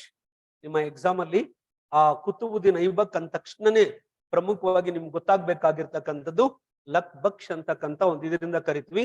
The Qutubuddin Aibak, the first independent Muslim ruler of India. ಭಾರತದ ಮೊಟ್ಟ ಮೊದಲನೇ ಸ್ವತಂತ್ರ Muslim ದೊರೆ ಯಾರು ಅಂತ ಕೇಳಿದ್ರೆ ಕುತುಬುದ್ದೀನ್ ಐಬಕ್ ಅಂತ ನಾವು ಕರಿತೀವಿ. ದ ಲಾಯಲ್ ಲ್ಯೂಟಿನೆಂಟ್ ಆಫ್ ಮೊಹಮ್ಮದ್ ಗೋರ್. ಮೊಹಮ್ಮದ್ ಗೋರ್ನ ಅತ್ಯಂತ ನಿಷ್ಠಾವಂತ ಒಬ್ಬ ದಂಡನಾಯಕ ಅಂತ ನಾವು ಕರಿತೀವಿ. With his testimony of talent, he rose to the prominence and he mainly established a slave dynasty. Okay, ಅದೇನಿದೆಯೋ ಆ ಒಂದು ಇದನ್ನ ನೋಡ್ಕೊಳ್ಳಿ. He established his capital in Delhi. Right, remember, which was ನೋಡಿ ಇಲ್ಲಿ ಒಂದನ್ನ ಜ್ಞಾಪಕ ಇಟ್ಕೊಂಡಿರಿ. ಈ ಏನು ಡೆಲ್ಲಿ ಸುಲ್ತಾನ್ರು ಅಂತ ಕರಿತೀವಿ, ಆ ಡೆಲ್ಲಿ ಸುಲ್ತಾನ್ರ ಒಂದು ಇದರಲ್ಲಿ ಈ ಲಾಹೋರ್ ಏನಿತ್ತು, it was a rudimentary capital of Delhi Sultanates. Delhi ಸುಲ್ತಾನ್ರ ಒಂದು ಪ್ರಾಥಮಿಕ ರಾಜಧಾನಿ ಅಂತಕ್ಕಂತ ಒಂದು ಇದರಿಂದ ಕರಿತೀವಿ. ಯಾವ್ದನ್ನ? ಲಾಹೋರ್ ಒಂದಿದನ್ನ ಪ್ರಾಥಮಿಕ. During formative phase of Delhi sultanates, Delhi ಸುಲ್ತಾನ್ರ ಪ್ರಾರಂಭಿಕ ಹಂತದಲ್ಲಿ ಯಾವುದು ಪ್ರಮುಖವಾಗಿತ್ತು? ಲಾಹೋರ್. ಬಟ್ ಆದ್ರೆ ಯಾವ ದೆಹಲಿ ಸುಲ್ತಾನ ದೊರೆ ದೆಹಲಿಯನ್ನ ಆಡಳಿತಾತ್ಮಕ ರಾಜಧಾನಿಯನ್ನಾಗಿ ಅಸ್ತಿತ್ವಕ್ಕೆ ತಂದ ಅಂತ ಕೇಳಿದ್ರೆ Iltutmish. Where that Iltutmish, he was responsible for the Delhi, where he constituted Delhi as an epicenter of administrative affairs, or the Delhi as an administrative capital. Till today, where it was a epicenter of not only political affairs, even administrative affairs, but now where it was constituted as NCT, National Capital Territory anta ivattu ನಾವು ಅದನ್ನ ಕರಿತೀವಿ. Try to go through it. He patronized the great scholar Hasan Nizami. ಈ ಹಸನ್ ನಿಜಾಮಿ ಅಂತ ಬಂದಾಗ ಏನ್ ನೋಡ್ಕೊಳ್ಬೇಕು ನೀವು? What you have to know, where this Hasan Nizami, he was a contemporary of Qutubuddin Aibak.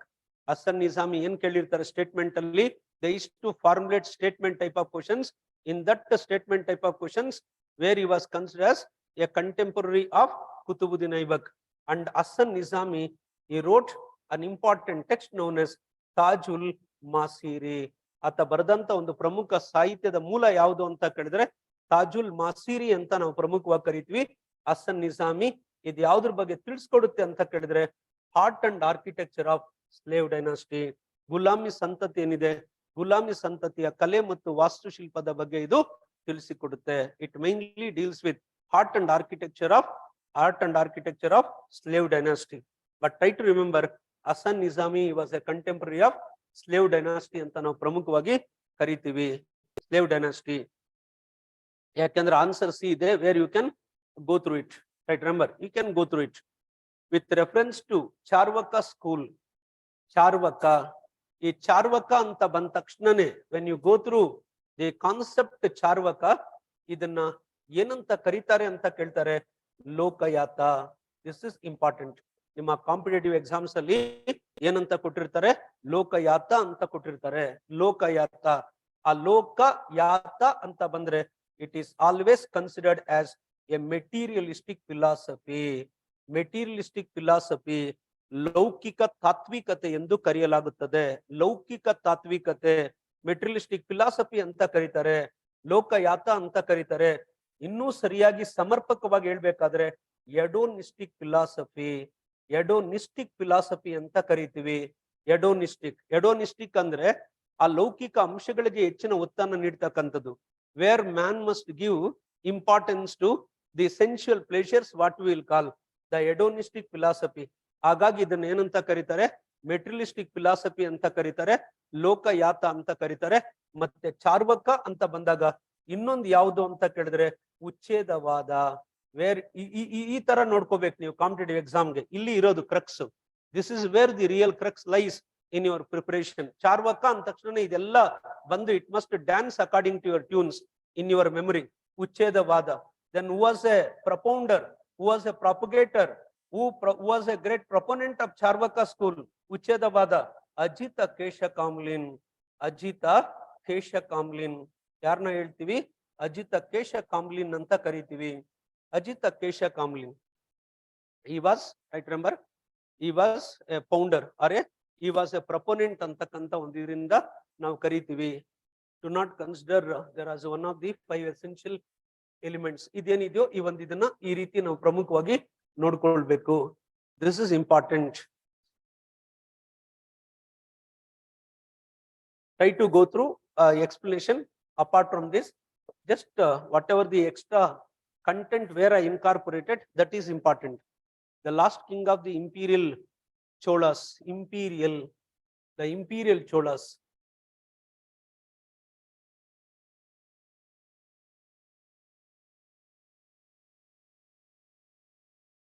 When we go through the imperial Cholas ಅಂತ ಬಂದ ತಕ್ಷಣನೇ ಯಾವುದ್ರ ಬಗ್ಗೆ ನಮ್ಗೆ ಅರಿವಿರ್ಬೇಕು ಅಂತ ಕೇಳಿದ್ರೆ, where this imperial Cholas,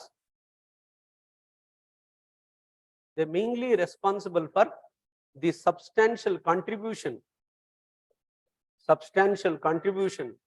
to art and architecture. ಇದ್ರ ಬಗ್ಗೆ ನೀವು ನೋಡ್ಕೋಬೇಕು. ಈ ಕಲೆ ಮತ್ತು ವಾಸ್ತುಶಿಲ್ಪಕ್ಕೆ ಅಮೂಲಾಗ್ರ ಕೊಡುಗೆಯನ್ನ ಕೊಟ್ಟಿರ್ತಕ್ಕಂಥವ್ರು ಯಾರು ಅಂತ ಕೇಳಿದ್ರೆ ಈ ಚೋಳರು ಅಂತ ಕರಿತೀವಿ. Where during Chola period the Dravidian style of temple architecture it reached its zenith. ಉಚ್ಛ್ರಾಯ ಹಂತವನ್ನ ತಲುಪುತ್ತೆ ಈ ಚೋಳರ ಕಾಲದಲ್ಲಿ. Especially the word imperial, though they were responsible for. ನೋಡಿ, ಇಂಪೀರಿಯಲ್ ಸಾಮ್ರಾಜ್ಯಶಾಹಿ ಅಂದ್ರೆ ಏನು ಮೀನಿಂಗು ಅಂತ ಕೇಳಿದ್ರೆ, where they were responsible for territorial sovereignty. ಆ ಪ್ರಾದೇಶಿಕ ಸಾರ್ವಭೌಮತ್ವ ಏನಿದೆ, ಆ ಪ್ರಾದೇಶಿಕ ಸಾರ್ವಭೌಮತ್ವಕ್ಕೆ ಕಾರಣರಾದಂತ ಇವ್ರನ್ನ ನಾವು ಇಂಪೀರಿಯಲ್ ಅಥವಾ ಸಾಮ್ರಾಜ್ಯಶಾಹಿ ಅಂತ ಕರಿತೀವಿ. There by apart from the territorial sovereignty, where this imperial Cholas they have set the moral precedence for the flourishment of art and architecture. ಕಲೆ ಮತ್ತು ವಾಸ್ತುಶಿಲ್ಪಕ್ಕೆ ಹೆಚ್ಚಿನ ಒಂದು ಮಹತ್ವವನ್ನು ಕೊಡ್ತಾರೆ. ಹಾಗಾಗಿ ಆ ದ್ರಾವಿಡ ಶೈಲಿ ಈ ಚೋಳರ ಆಳ್ವಿಕೆಯಲ್ಲಿ ಉತ್ತುಂಗ ಅಥವಾ ಉಚ್ಛ್ರಾಯ ಹಂತವನ್ನ ತಲುಪಿತು ಅಂತ ನಾವು ಕರಿತೀವಿ. ಉಚ್ಛ್ರಾಯ ಹಂತ ಅಥವಾ ಉತ್ತುಂಗ ಹಂತವನ್ನ ತಲುಪಿತು ಅಂತ ಕರಿತೀವಿ. Next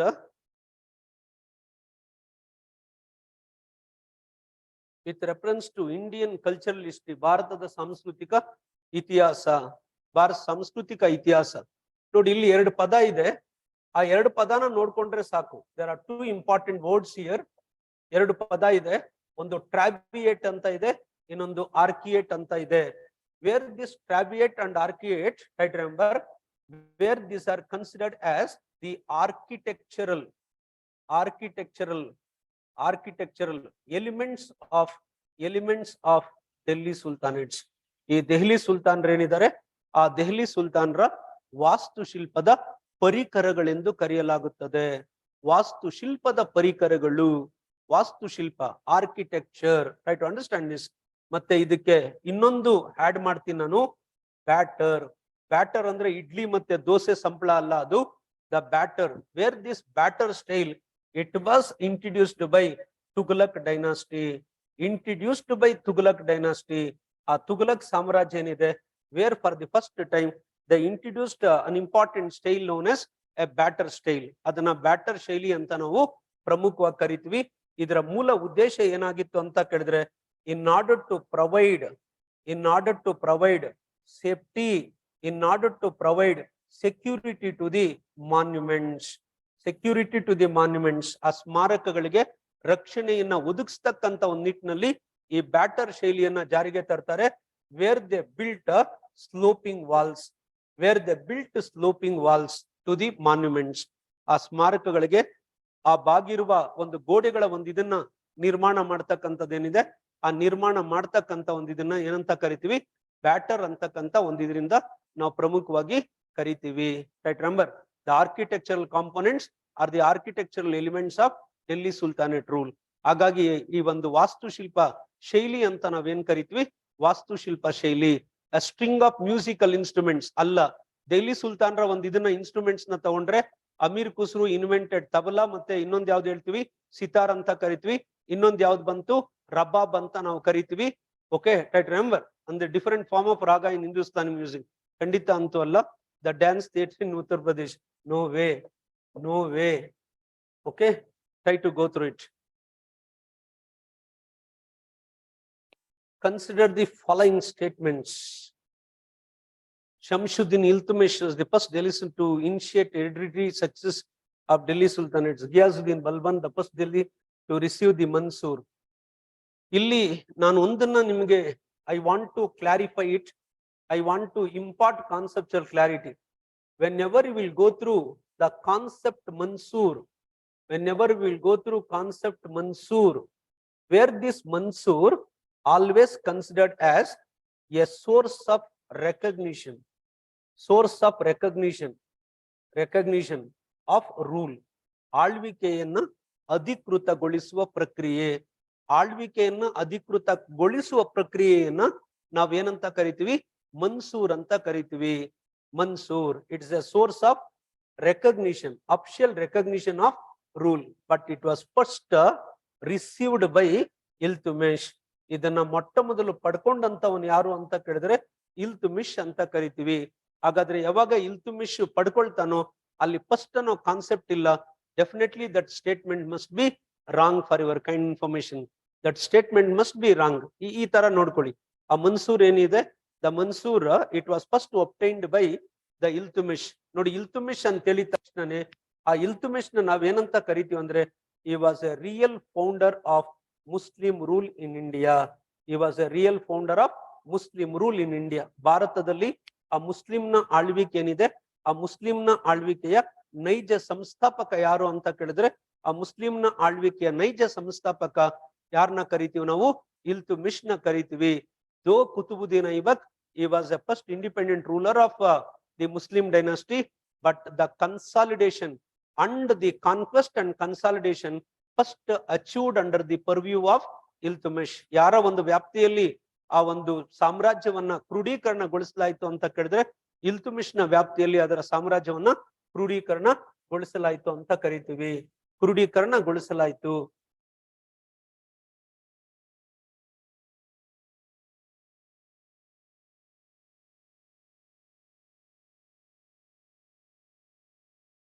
Next, 28. the ಜನಪದ. ಇಲ್ಲಿ ನೋಡ್ಕೊಳ್ಳಿ, ನಿಮ್ಮೆಲ್ರಿಗೂ ಅನ್ಸಿರುತ್ತೆ ಏನಿದು ಜನಪದ, what does it mean? You must know that ಜನಪದ means formal administrative territory. A formal administrative territory. ಜನಪದ ಅಂದ್ರೆ ಏನು ಅಂದ್ರೆ ಅದನ್ನ ತಿಳ್ಕೊಳ್ಬೇಕು ನೀವು. It's a keyword or a real content in question. ಜನಪದ ಅನ್ನೋದೇನು ಅಂದ್ರೆ ಔಪಚಾರಿಕ ಆಡಳಿತಾತ್ಮಕ ಪ್ರದೇಶ ಅಂತ ಕರೀತಾರೆ. A formal administrative territory inhabited by people. Inhabited by people, that is known as janapada. A formal administrative territory, ಒಂದು ಔಪಚಾರಿಕ ಆಡಳಿತಾತ್ಮಕ ಪ್ರದೇಶ ಏನಿದೆ, ಔಪಚಾರಿಕ ಆಡಳಿತಾತ್ಮಕ ಪ್ರದೇಶವನ್ನ ಜನಪದ ಅಂತ ಪ್ರಮುಖವಾಗಿ ಕರೀತಾರೆ. ವೇರ್ ದಿಸ್ ಜನಪದ ಅನ್ ಹೈಯರಾರ್ಕಿಯಲ್ ಯೂನಿಟ್, ಇದನ್ನ ಶ್ರೇಣೀಕೃತ ವ್ಯವಸ್ಥೆನಲ್ಲಿ ಅನ್ ಹೈಯರಾರ್ಕಿಯಲ್ ಯೂನಿಟ್ ಅಂತಕ್ಕಂತ ಒಂದು ಇದರಿಂದ ಕರೀತಾರೆ. ಹೈಯರಾರ್ಕಿಯಲ್ ಅಂದ್ರೆ ಶ್ರೇಣೀಕೃತ ಘಟಕ ಅಂತ ನಾವು ಕರಿತೀವಿ. Try to go through it. ಇಲ್ಲಿ ಜನಪದಾಸ್ ಕೊಟ್ಟಿದ್ದಾರೆ, ಮತ್ತೆ ಇನ್ನೊಂದು ಕ್ಯಾಪಿಟಲ್ ಕೊಟ್ಟಿದ್ದಾರೆ. ಇಲ್ಲಿ ನೋಡಿ, which one of the following is not. ಇದು ತುಂಬಾ important.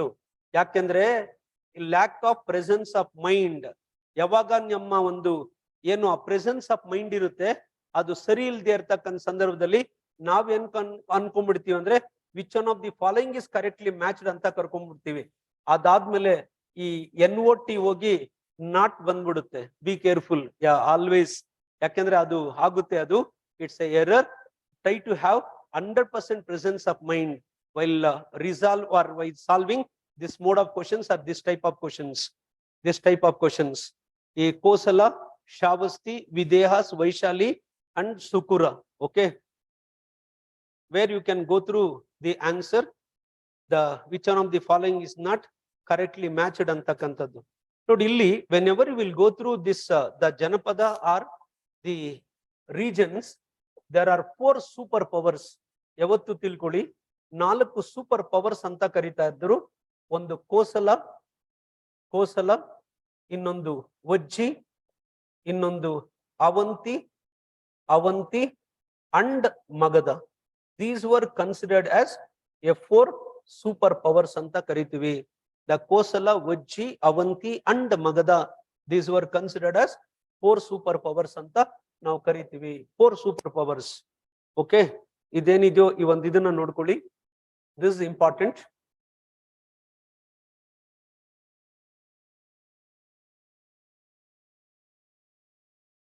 Twenty-ninth, religious, social, economic conditions.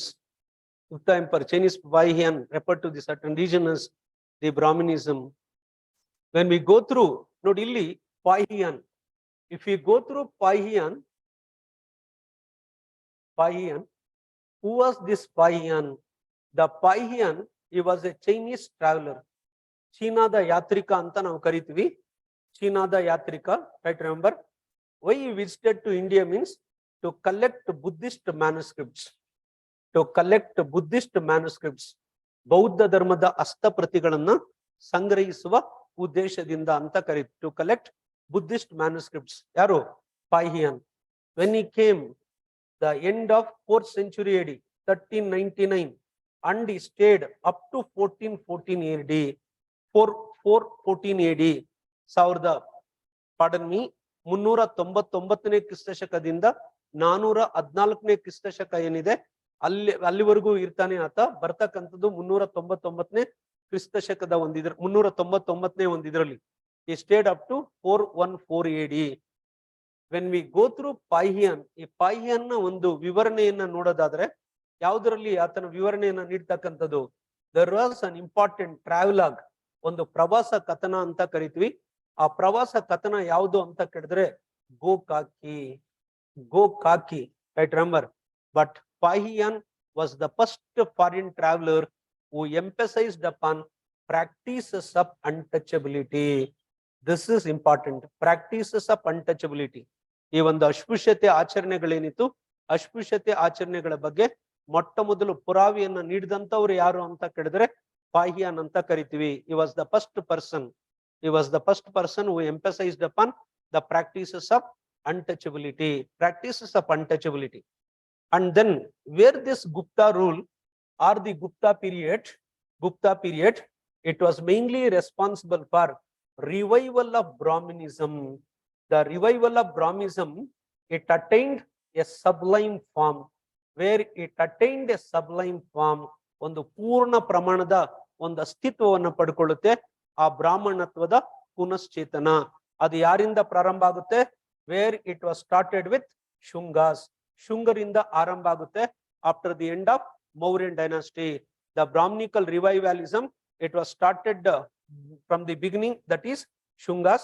Later on it was followed by Kandvas. Kandvar ಏನಿರ್ತಾರೆ ಆ ಕಣ್ವರು ಇಂದ ಮುಂದುವರಿಯುತ್ತೆ. But when it attained its sublime level ಅಂತ ಕೇಳಿದ್ರೆ during the rule of Guptas. During the rule of Guptas, thereby the Guptas were considered as champions of Hindu culture. ಹಾಗಾಗಿ ಆ ಗುಪ್ತರನ್ನ ನಾವೇನಂತ ಕರಿತೀವಿ ಅಂತ ಕೇಳಿದ್ರೆ ಹಿಂದೂ ಸಂಸ್ಕೃತಿಯ ಚಾಂಪಿಯನ್ಸ್ ಅಥವಾ ಅರಿಕಾರರೆಂದು ಕರೆಯಲಾಗುತ್ತದೆ. The champions of Hindu culture, the champions of Hindu culture. But at the time where this Gangetic valley, it was considered as a cradle of Brahmanism. ಬ್ರಾಹ್ಮಣತ್ವದ ತೊಟ್ಟಿಲು ಅಥವಾ ಬ್ರಾಹ್ಮಣತ್ವದ ಕೇಂದ್ರ ಸ್ಥಾನವೆಂದು ಕರೆಯಲಾಗುತ್ತಿತ್ತು. ಬಿಕಾಸ್ ಪಾಯಿಯನ್ he emphasized on each and every aspect pertaining to the society, each and every aspect. ಸಾಕಷ್ಟು ಒಂದು ಅಂಶಗಳ ಬಗ್ಗೆ ಆತ ತಿಳಿಸ್ಕೊಟ್ಟಿದ್ದಾನೆ. Where he provided a detailed description in his travelogue ಗೋಕಾಕಿ ಇದರಲ್ಲಿ. But where this Gangetic Valley during the rule of Guptas, it became a cradle of Brahminism. Cradle of Brahminism, ಬ್ರಾಹ್ಮಣತ್ವದ ಒಂದು ತೊಟ್ಟಿಲು ಅಂತಕ್ಕಂತ ಒಂದಿದ್ರಿಂದ ಪ್ರಮುಖವಾಗಿ ಕರಿತೀವಿ. ತೊಟ್ಟಿಲು.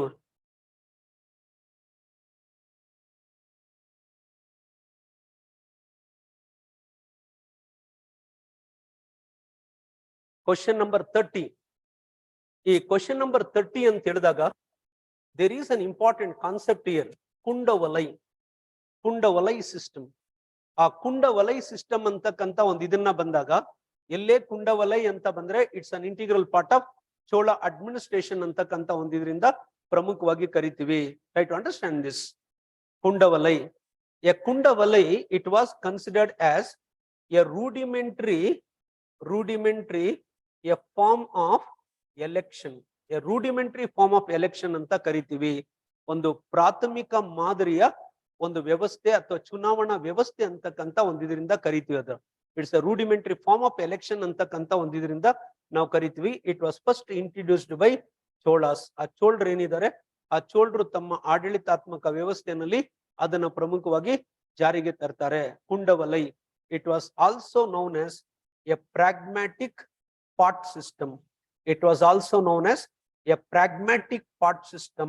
Right, remember ಏನಂತ ಕರೆದ್ರು ಅದನ್ನ?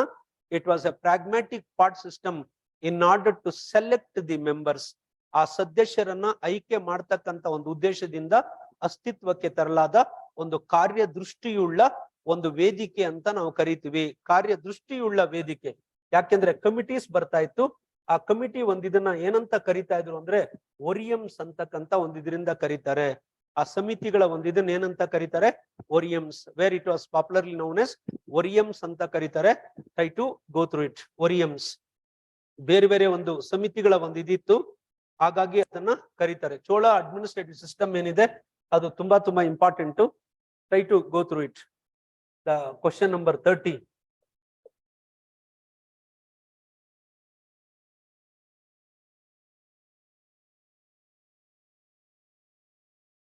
The Khotan and Kashgar. The Khotan and Kashgar. ಈ ಕಶ್ಗಾರ್ ಅಂತ ಬಂದಾಗ where we can come across, right, remember, ಈ ಕೋಟಾನ್ ಆಗಿರ್ಲಿ ಅಥವಾ ಕಶ್ಗಾರ್ ಆಗಿರ್ಲಿ, ಇರಾಕ್ ಅಂತಕ್ಕಂತ ಒಂದು ಇದೆಲ್ಲ, ಇರಾಕ್, ಇರಾನ್ ಅಂಡ್ ಚೈನಾ ಒಂದು. But during whose rule, where this Khotan and Kashgar became a part of administration ಅಂತ ಕೇಳಿದ್ರೆ during the rule of Kanishka. During the rule of Kanishka. During the rule of Kanishka. ಕನಿಷ್ಕನ ಒಂದು ಆಳ್ವಿಕೆಯ ಸಂದರ್ಭದಲ್ಲಿ ಅಂತ ನಾವು ಕರಿತೀವಿ. Try to go through it. ಕನಿಷ್ಕನ ಒಂದು ಆಳ್ವಿಕೆಯ ಸಂದರ್ಭದಲ್ಲಿ he was a ruler who ruled, right, remember, he was a ruler who ruled. You can go through the explanation also. ಬೇರೆ ಏನಾದ್ರೂ ಇದ್ರೆ ನಾನು ಒಂದು ಇದ್ರ ಬಗ್ಗೆ ಹೇಳ್ತೀನಿ. ಆಮೇಲೆ ಇಲ್ಲಿ ಇನ್ನೊಂದು ಪಾಯಿಂಟ್ ನಾನು ಆಡ್ ಮಾಡಕ್ಕೆ, ಆ ಸಿಲ್ಕ್ ರೋಡ್ ಅಂತಕ್ಕಂತ ಒಂದು ಕಾನ್ಸೆಪ್ಟ್ ಏನಿದೆ Who was the first ruler who revived Silk Route? The Kanishka was a ruler who revived Silk Route. ರೇಷ್ಮೆ ಮಾರ್ಗ ಏನಿದೆ ಆ ರೇಷ್ಮೆ ಮಾರ್ಗವನ್ನ ಪುನಶ್ಚೇತನಗೊಳಿಸಿದಂತ ಒಬ್ಬ ದೊರೆ ಯಾರು ಅಂತ ಕೇಳಿದ್ರೆ ನಾವು ಕನಿಷ್ಕ ಅಂತ ಕರಿತೀವಿ. Kanishka, right? Remember, Kanishka.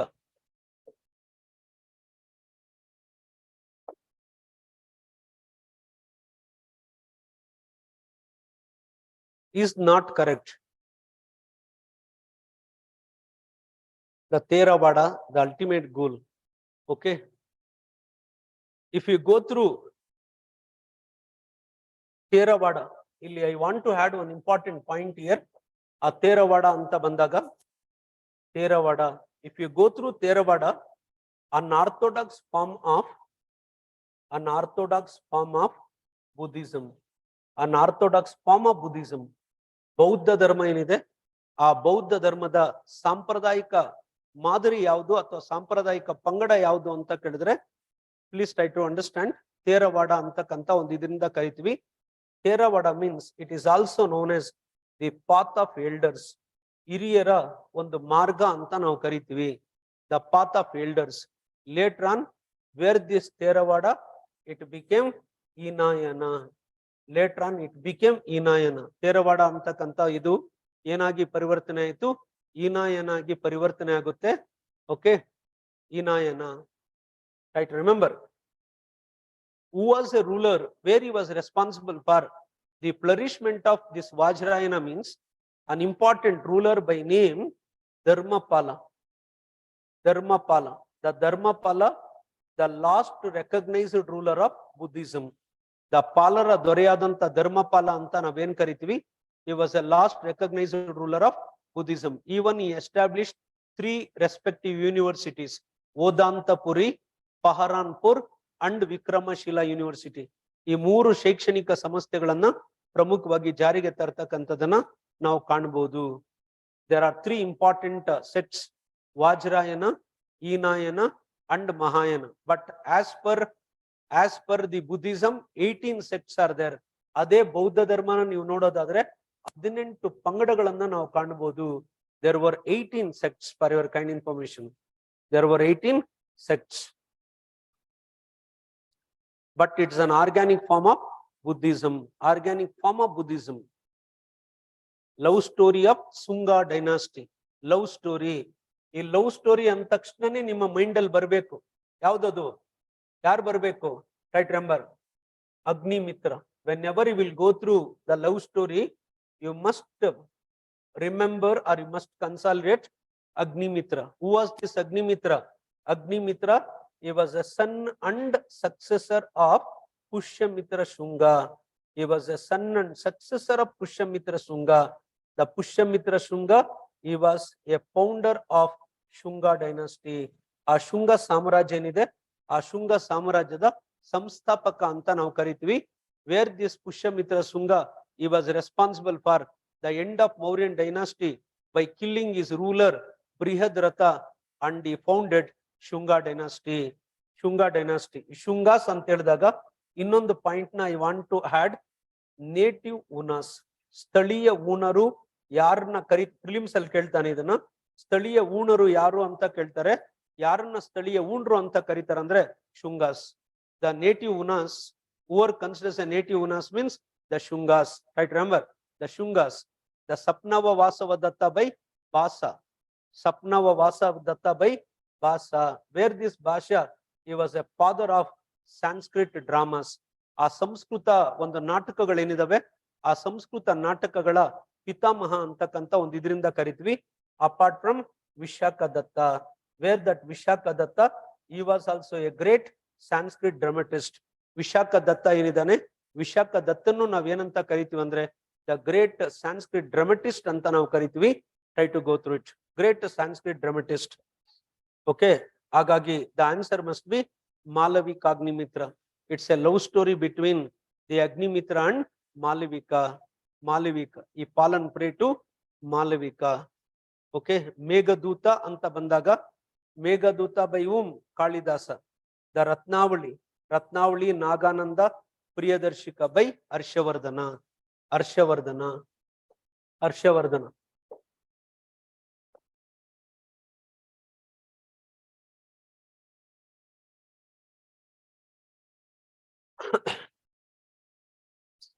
If you go through the Ghiyazuddin Balban,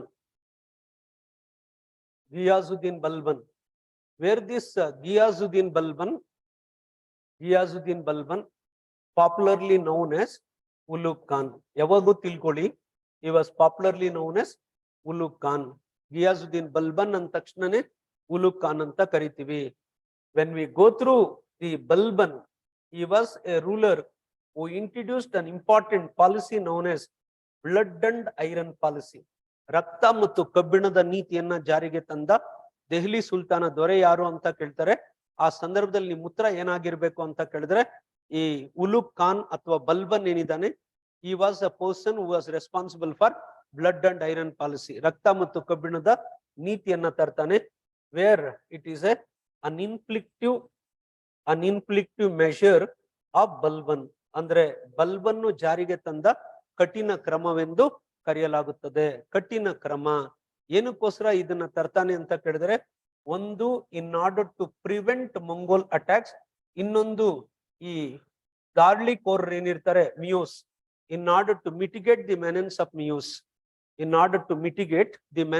ಮಿಯೋಸ್, ಒಂದು ಈ ಮಂಗೋಲಿಯನ್ರ ದಾಳಿಗಳನ್ನ ತಡೆಗಟ್ಟತಕ್ಕಂತ ಒಂದು ಉದ್ದೇಶದಿಂದ ಇನ್ನೊಂದು ಮಿಯೋಗಳು ಏನಿದ್ರು ಅವರು ರಾತ್ರೋರಾತ್ರಿ ದೆಹಲಿಯನ್ನ ದಾಳಿ ಮಾಡಿ ಆ ಒಂದು ಸಂಪತ್ತನ್ನ ದೋಚ್ತಾ ಇರ್ತಾರೆ. ಅವರ ಒಂದು ಏನು ಉಪಟಳ ಇತ್ತು, ಆ ಉಪಟಳವನ್ನ ಕಡಿತಗೊಳಿಸ್ತಕ್ಕಂತ ಒಂದು ಉದ್ದೇಶದಿಂದ ಈ ಒಂದು ನೀತಿಯನ್ನ ಪ್ರಮುಖವಾಗಿ ಜಾರಿಗೆ ತರ್ತಾನೆ. But Balban the last recognised ruler of slave dynasty ಅಂತ ಕರಿತೀವಿ. Try to go through it. He was popularly known as Ulugh Khan.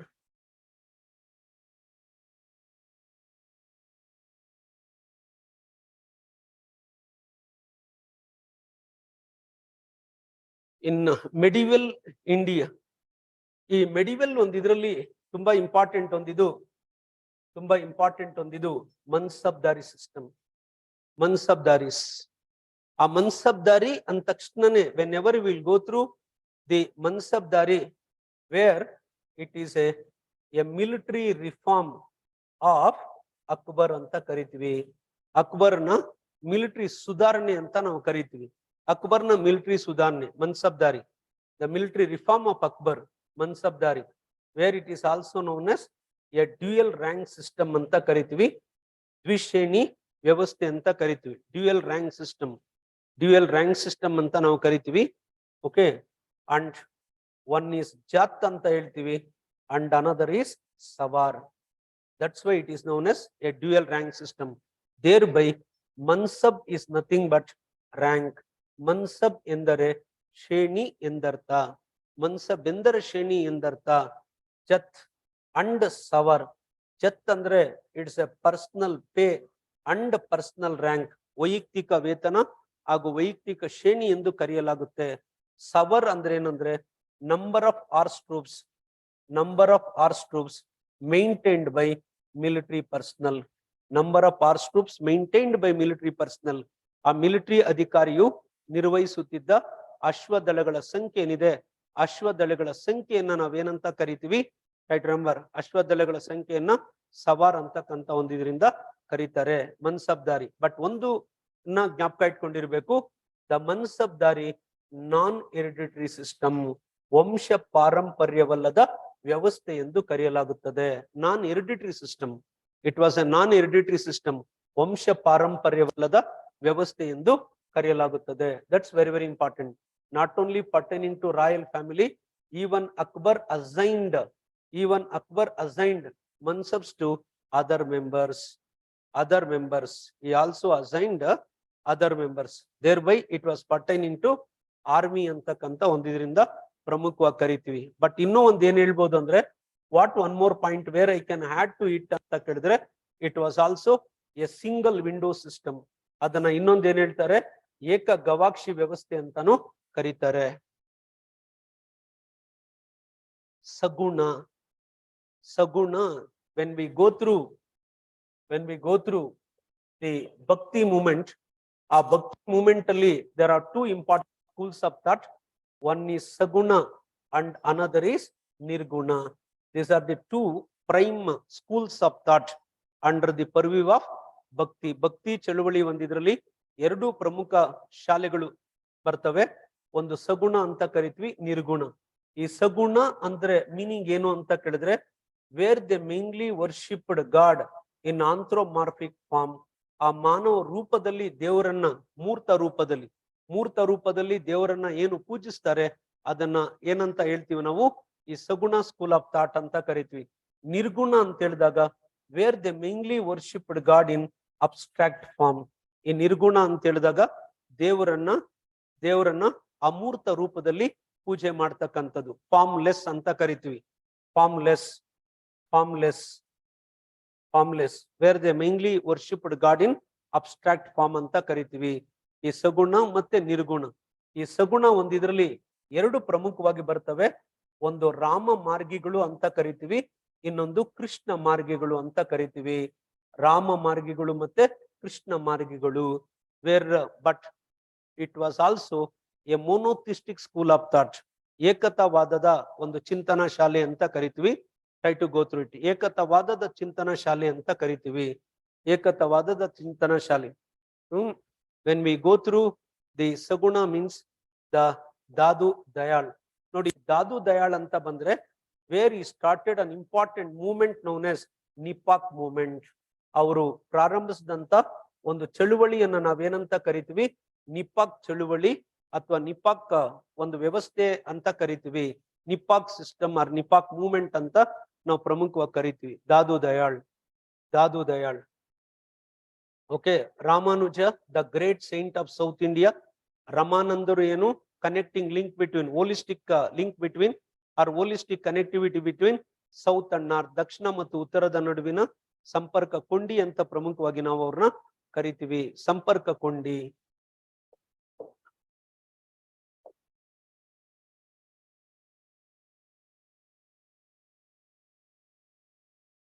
Which one of the following statement is correct about Vedic literature? Vedic literature, Vaidika Sahitya.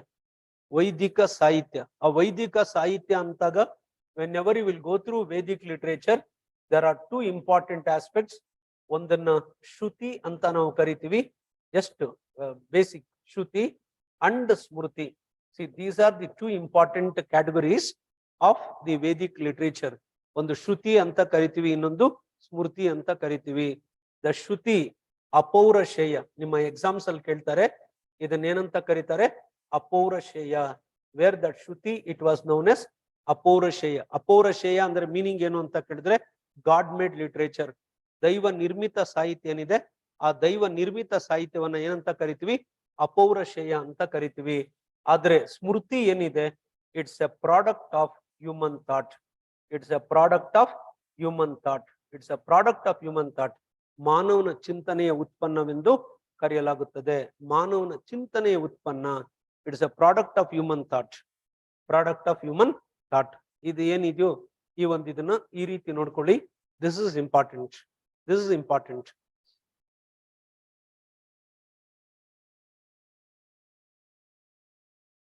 Then answer C. Okay, where you can go through it along with that explanatory aspect. Then consider the following statements. The Bimbisara was a contemporary of Vardhamana Mahavira. Bimbisara, the fortified Pataligrama, serve as the convenient.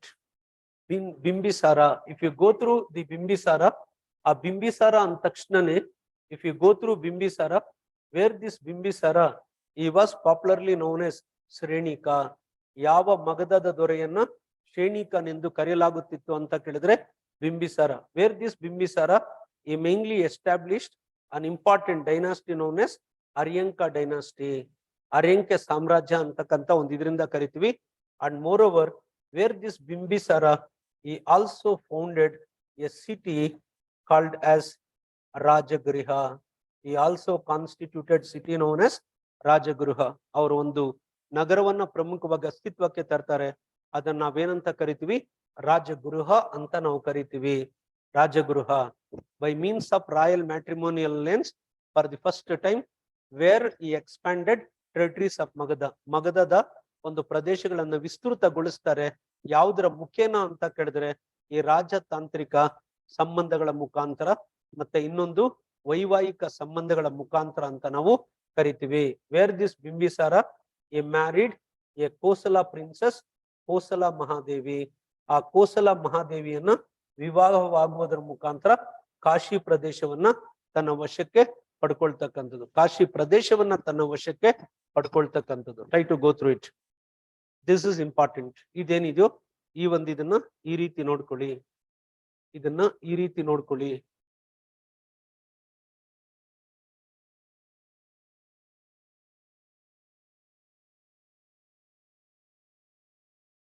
Gaudi Ritti, a new style of composition in the Sanskrit literature.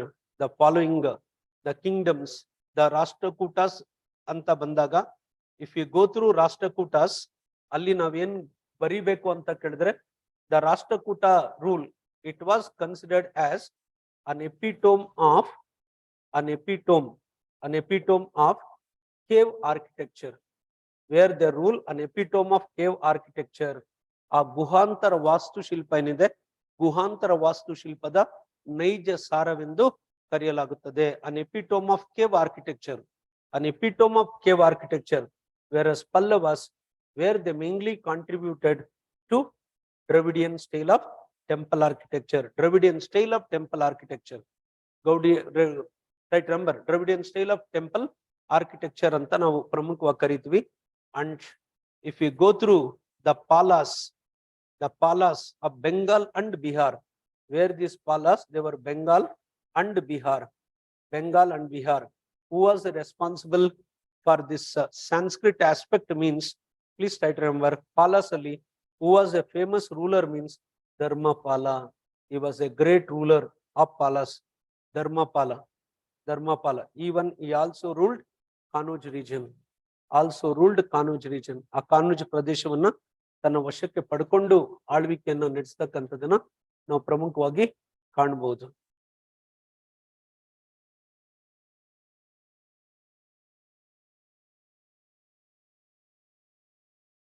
ಪತ್ತಿನಿ cult or worship of Kannagi, where we can come across the concept of Kannagi, Shilpadikaram.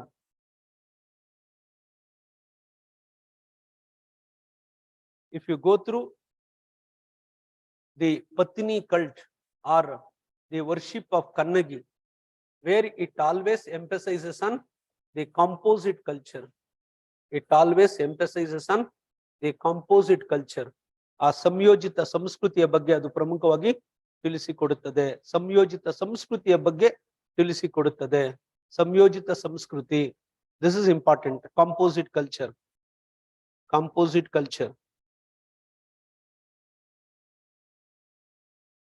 The Sengutavan, the Cheran ruler, he was a great ruler, no doubt in that.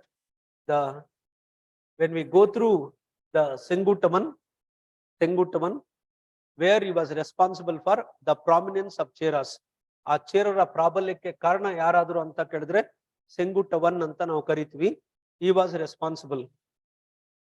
The Alauddin Khilji had taken various administrative reforms by the following. Okay, no problem. 41, question number. The military reform, the spy system, market reform. When we go through the market reform, right, remember, market reform, even we can also come across the military reform also, but why the market reform is a suitable choice means, why it is a suitable choice, ಯಾಕೆ ಅದು ಒಂದು ಸೂಕ್ತವಾದಂತ ಒಂದು ಆಯ್ಕೆ ಅಂತ ಹೇಳಿದ್ರೆ, it is innovative reform of Alauddin Khilji, a radical reform of Alauddin Khilji ಜಾರಿಗೆ ತಂದಂತ ಒಂದು ಅವಿಷ್ಕಾರಯುತ ಸುಧಾರಣೆ ಅಂತ ನಾವು ಕರಿತೀವಿ. The innovative reform of Alauddin Khilji ಅಂತ ಕರಿತೀವಿ. That is a market reform. Through this market reform, where he introduced a regulated market system, ನಿಯಂತ್ರಿತ ಮಾರುಕಟ್ಟೆ ವ್ಯವಸ್ಥೆಯನ್ನ ಜಾರಿಗೆ ತರ್ತಾನೆ. ನಿಯಂತ್ರಿತ ಮಾರುಕಟ್ಟೆ ವ್ಯವಸ್ಥೆ ಏನಿದೆ, ಆ ನಿಯಂತ್ರಿತ ಮಾರುಕಟ್ಟೆ ವ್ಯವಸ್ಥೆಯನ್ನ ಅದನ್ನೇನಂತ ಕರೀತಾರೆ, ದಿವಾನ್-ಇ ರಿಯಾಸತ್, where it was popularly known as Diwani ರಿಯಾಸತ್. ಅಥವಾ ಅದರ ಕೆಳಗಡೆ ಇನ್ನೊಂದು ಯಾವ್ದು ಬರುತ್ತೆ, ಶೈನಿ ಮಂಡಿ, ಆಲ್ಸೋ ನೋನ್ ಎಸ್ ಶೈನಿ ಮಂಡಿ. ಶೈನಿ ಮಂಡಿ. ಆಮೇಲೆ ಇನ್ನೊಂದು ಜ್ಞಾಪಕ ಇಟ್ಕೊಂಡಿರಿ, he was the first person who introduced a concept known as issue price. ನೀಡುವ ಬೆಲೆ ಏನಿದೆ, ಆ ನೀಡುವ ಬೆಲೆಯ ಅಂಶವನ್ನ ಯಾರು ಜಾರಿಗೆ ತಂದರು ಅಂತ ಕೇಳಿದ್ರೆ Alauddin Khilji. Alauddin Khilji. he was also known as ಸಿಕಂದರಿ Sani. he was also known as ಸಿಕಂದರಿ Sani. he was also known as ಸಿಕಂದರಿ ಸಾನಿ. ಸಿಕಂದರಿ ಸಾನಿ ಅಂತಕ್ಕಂಥ ಒಂದು ಇದರಿಂದ ಪ್ರಮುಖವಾಗಿ ಕರಿತೀವಿ. thereby the market reform, it's a suitable answer. That's the suitable answer. ಕೆಲವು ಸಾರಿ ಕ್ವಶನ್ಸ್ ಹೆಂಗಿರುತ್ತೆ ಅಂದ್ರೆ ಶಿಶೇಂದ್ರ, sometimes the questions, for your kind information, ಎಲ್ಲ 4 ಆಗುತ್ತೆ, all 4 having the relevance, related relevance, but we have to choose the best among 4. The best among 4. We have to choose the best among 4. Okay. Vitaraka Mudra Buddha. See, here, though the content, it has been incorporated with the depth, but in KS especially, KS, probably the questions will be not so standard, no doubt in that, because we have seen the question papers since from so many years. Okay. The Vitaraka Mudra of Buddha, the tips of the thumb and index forming a circle. The circle formed indicates. The circle formed indicates. Right, remember. Illi navu helodadre, if you go through whatever that answer is there, where you can go through it. If you go through the circle, there is one important concept in an important school. Yaudadu school anta kelidre, the important school, we will consider it as the Mathura school. In Mathura school of art, where that circle, it always denotes circle of wisdom. Adana enanta karitvi, circle of wisdom anta ನಾವು ಕರಿತೀವಿ. Circle of wisdom. It is considered as a circle of wisdom. ಜ್ಞಾನದ ವೃತ್ತವೆಂದು ಕರೆಯಲಾಗುತ್ತದೆ. Or it was also considered as the illuminating circle. ಪ್ರಕಾಶಿಸುವ ವೃತ್ತವೆಂದು ಕರೆಯಲಾಗುತ್ತದೆ. illuminating circle ಅಂತ ಅದನ್ನ ಪ್ರಮುಖವಾಗಿ ಕರೀತಾರೆ. illuminating circle. I to understand this. Illuminating circle. Thereby it mainly emphasizes on the flow of energy. The flow of energy. ಆಮೇಲೆ ಏನಪ್ಪ ಇಷ್ಟು tough ಇರೋದು ಕ್ವಶನ್ ಇದೆ ಅಂತ ತಿಳ್ಕೊಬೇಡಿ. Just for your understanding, just they have asked it. The Council of Ministers during Mauryan administration was called as ಆ ಮೌರ್ಯರ ಒಂದು ಆಡಳಿತಾತ್ಮಕ ವ್ಯವಸ್ಥೆನಲ್ಲಿ ಅಕಾರ್ಡಿಂಗ್ ಟು ಕೌಟಿಲ್ಯ ಒಂದು ಕಡೆ ಹೇಳ್ತಾನೆ, a single wheel cannot run the cart ಅಂತ. ಯಾಕೆಂದ್ರೆ ಏಕಗಾಲಿ ಆಡಳಿತವನ್ನ ನಡೆಸೋದಕ್ಕೆ ಸಾಧ್ಯನೇ ಇಲ್ಲ. Thereby the king must be assisted by Mantri Parishad. The king must be assisted by Mantri Parishad. ಆ ಮಂತ್ರಿ ಪರಿಷತ್ತು ಇರಬೇಕು ಅಂತಕ್ಕಂತ ಒಂದಿದು. ಆದ್ರೆ ಆ ಮಂತ್ರಿ ಪರಿಷತ್ತನ್ನ ಯಾವ ಆಧಾರದ ಮೇರೆಗೆ ಆಯ್ಕೆ ಮಾಡಬೇಕು ಅಂತ ಹೇಳ್ತಾನೆ. One is on the basis of integrity. One is on the basis of integrity. Another is on the basis of chastity. ಒಂದು ಇಂಟಿಗ್ರಿಟಿ ಆಧಾರದ ಮೇರೆಗೆ, ಇನ್ನೊಂದು ಚಾಸ್ಟಿಟಿ. One is on the basis of integrity and another is on the basis of chastity. Integrity ಅಂತಕ್ಕಂಥದ್ದೇನು ಅಂತ ಕೇಳಿದ್ರೆ honesty. Right, remember, a person who is inducting into the Council of Ministry means at that time where the person's personality must be tested by means of integrity. ಆ ಇಂಟಿಗ್ರಿಟಿನ ಯಾವುದರಿಂದ ಪರೀಕ್ಷೆ ಮಾಡಿದ್ರು? ಹಣದಿಂದ. The chastity was tested by women. ಯಾಕೆಂದ್ರೆ ಇವತ್ತಿನ ಜಗತ್ತಲ್ಲಿ 3 ಹೆಚ್ಚಿಗೆ ನಾವು ಇಷ್ಟಪಡ್ತೀವಿ. ಹೆಣ್ಣು, ಹೊನ್ನು, ಮಣ್ಣು ಅಂತ ಏನು ಎಲ್ಲರೂ ಹೇಳ್ತಾರೆ. ಹಾಗಾಗಿ ಇಲ್ಲಿ ಏನು ಅಂತ ಕೇಳಿದ್ರೆ, ಒಂದು ಮಹಿಳೆಯ ಒಂದು ಆಧಾರದ ಮೇರೆಗೆ, ಇನ್ನೊಂದು ಹಣದ ಆಧಾರದ ಮೇರೆಗೆ, where they mainly tested the integrity as well as chastity ಅಂತ ಕರಿತೀವಿ. There by it must be a mantri parishad. ಇನ್ನೊಂದು ಏನು ಅಂತ ಕೇಳಿದ್ರೆ, ಈ ಅಧ್ಯಕ್ಷಸ್ ಅಥವಾ ಈ ಸಮರ್ಥಸ್, ಅಧ್ಯಕ್ಷಸ್ ಅಲ್ಲಿ ಬೇರೆ ಬೇರೆ ಅಧ್ಯಕ್ಷಸ್ ಬರ್ತಾರೆ. ಸಮರ್ಥ ಅಂಡ್ ಸನ್ನಿಧಾತ ಅಂತ ಕರಿತೀವಿ. One more important concept was ಸನ್ನಿಧಾತ ಅಂತ ಕರಿತೀವಿ. ರಜ್ಜುಕಾಸ್, ಈ ರಜ್ಜುಕಾಸ್ ಅಂತ ಬಂದಾಗ, whenever you will go through ರಜ್ಜುಕಾಸ್, they mainly served as surveyors. ಆ ಭೂಮಾಪನ ಅಧಿಕಾರಿಗಳಾಗಿ ಅವರು ಕಾರ್ಯವನ್ನ ನಿರ್ವಹಿಸ್ತಾರೆ. Wear they mainly served as surveyors. They mainly served as surveyors ಆಗಿ ಅವರು ಕಾರ್ಯವನ್ನ ನಿರ್ವಹಿಸ್ತಕ್ಕಂಥದ್ದು. ಅವರಿಗೆ ಕಡಿಮೆ ಪಾಯಿಂಟ್. ಹಾಗಾಗಿ ಅದು Mantri Parishad, where you can go through it. ಅದೇನು ಈಸಿ ಇರ್ತಕ್ಕಂಥ ಒಂದು ಕ್ವಶನ್, ಅದನ್ನ ನೋಡ್ಕೊಳ್ಬಹುದು.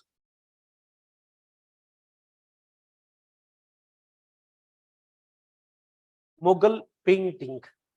ಈ ಮೊಘಲ್ ಚಿತ್ರಕಲೆ ಅಂತ ಬಂದಾಗ, whenever you will go through Mughal painting, the Akbar who inaugurated, ನೋಡಿ ಅದು ಇಂಪಾರ್ಟೆಂಟ್. ಮೊಘಲ್ ದೊರೆಗಳಲ್ಲಿ ಯಾರು ಶಾಸ್ತ್ರೀಯ ಯುಗಕ್ಕೆ ಆರಂಭ ಆದ್ರು ಅಂತ ಕೇಳ್ತಾರೆ. When we go through the Mughal painting concept, you must always go through who was a ruler who was mainly responsible for inauguration of classical age. ಆ ಶಾಸ್ತ್ರೀಯ ಯುಗ ಏನಿದೆ, ಆ ಶಾಸ್ತ್ರೀಯ ಯುಗದ ಒಂದು ಆರಂಭಕ್ಕೆ ಕಾರಣ ಯಾರು ಅಂತ ಕೇಳ್ತಾರೆ, Akbar. Because Akbar who made a significant contribution towards Mughal paintings. ಆ ಮೊಘಲ್ ಚಿತ್ರಕಲೆ ಏನಿತ್ತು, ಆ ಮೊಘಲ್ ಚಿತ್ರಕಲೆಗೆ from Hindu, Buddhist, definitely uh Jains, ಇಲ್ಲಿ ಅದನ್ನೇನಂತ ಕರಿತೀವಿ, ಯಾವುದೇ ಒಂದು ಚಿತ್ರಕಲೆ ಇತರ ಒಂದು ಧರ್ಮಗಳಿಂದ ಪ್ರಭಾವಿತವಾಗಿದ್ರೆ ಅದನ್ನ ನಾವೇನಂತ ಕರಿತೀವಿ, ಎಕ್ಸೋಟಿಕ್ ಅಂತ ಕರಿತೀವಿ. Wear it was influenced by the other elements of art. ಇನ್ನಿತರ ಒಂದು ಕಲೆಯಿಂದ ಅದು ಪ್ರಭಾವಿತವಾಗಿದ್ರೆ ಅದನ್ನ ಎಕ್ಸೋಟಿಕ್ ಅಂತ ನಾವು ಪ್ರಮುಖವಾಗಿ ಕರಿತೀವಿ. Try to go through it. Exotic, definitely the Mughal painting, it has got the exotic influence. It has got exotic influence, no doubt in that. It has got exotic influence. ಮತ್ತೆ miniature painting, ಇದನ್ನ ಮೊಟ್ಟ ಮೊದಲು ಪರಿಚಯಿಸಿದಕ್ಕಂಥವನು Akbar. Where it was first introduced by Akbar, the miniature painting. Miniature painting, ಚಿಟ್ಟಾಣೆ ಚಿತ್ರಕಲೆ ಅಂತ ಕನ್ನಡದಲ್ಲಿ ಕರೀತಾರೆ. ಮಿನಿಯೇಚರ್ ಪೇಂಟಿಂಗ್ ನ ಚಿತ್ತಾಣ್ಯ ಚಿತ್ರಕಲೆ ಅಂತ ಕರೀತಾರೆ, ಚಿಟ್ಟಾಣ್ಯ ಚಿತ್ರಕಲೆ. But which Mughal ruler he was considered as father of Mughal paintings means Jahangir. Jahangir ಏನಿದ್ದಾನೆ, ಜಹಂಗೀರ್ನನ್ನ ಈ ಮೊಘಲ್ ಚಿತ್ರಕಲೆಯ ಪಿತಾಮಹನೆಂದು ಕರೆಯಲಾಗುತ್ತದೆ. ಮೊಘಲ್ ಚಿತ್ರಕಲೆಯ ಪಿತಾಮಹ. ಆಮೇಲೆ ಕ್ಯಾಲಿಗ್ರಫಿ, ಇಲ್ಲಿ ಉತ್ತಮ ಬರವಣಿಗೆ. ಕ್ಯಾಲಿಗ್ರಫಿ ಅನ್ನೋದೇನು ಅಂದ್ರೆ a source of Islamic ornamentation. It's a source of Islamic ornamentation. ಇಸ್ಲಾಂನ ಒಂದು ಅಲಂಕರಣದ ಮೂಲವೆಂದು ಕರೆಯಲಾಗುತ್ತದೆ. ಇಸ್ಲಾಂನ ಅಲಂಕರಣದ ಮೂಲ, the calligraphy, an art of writing, ಬರವಣಿಗೆ ಕಲೆ ಏನಿದೆ ಅದನ್ನ ಕ್ಯಾಲಿಗ್ರಫಿ ಅಂತ ನಾವು ಕರಿತೀವಿ. It's a source of Islamic ornamentation. Source of Islamic ornamentation. Try to go through it. ಇದೇನಿದೆಯೋ ಆ ಎಕ್ಸ್ಟ್ರಾ ಒಂದು ಇನ್ಪುಟ್ಸ್ ಏನ್ ಹೇಳಿದೀನಿ ಅದನ್ನ ಹಂಗೆ ನೋಡ್ಕೊಳ್ಳಿ. There is the matter.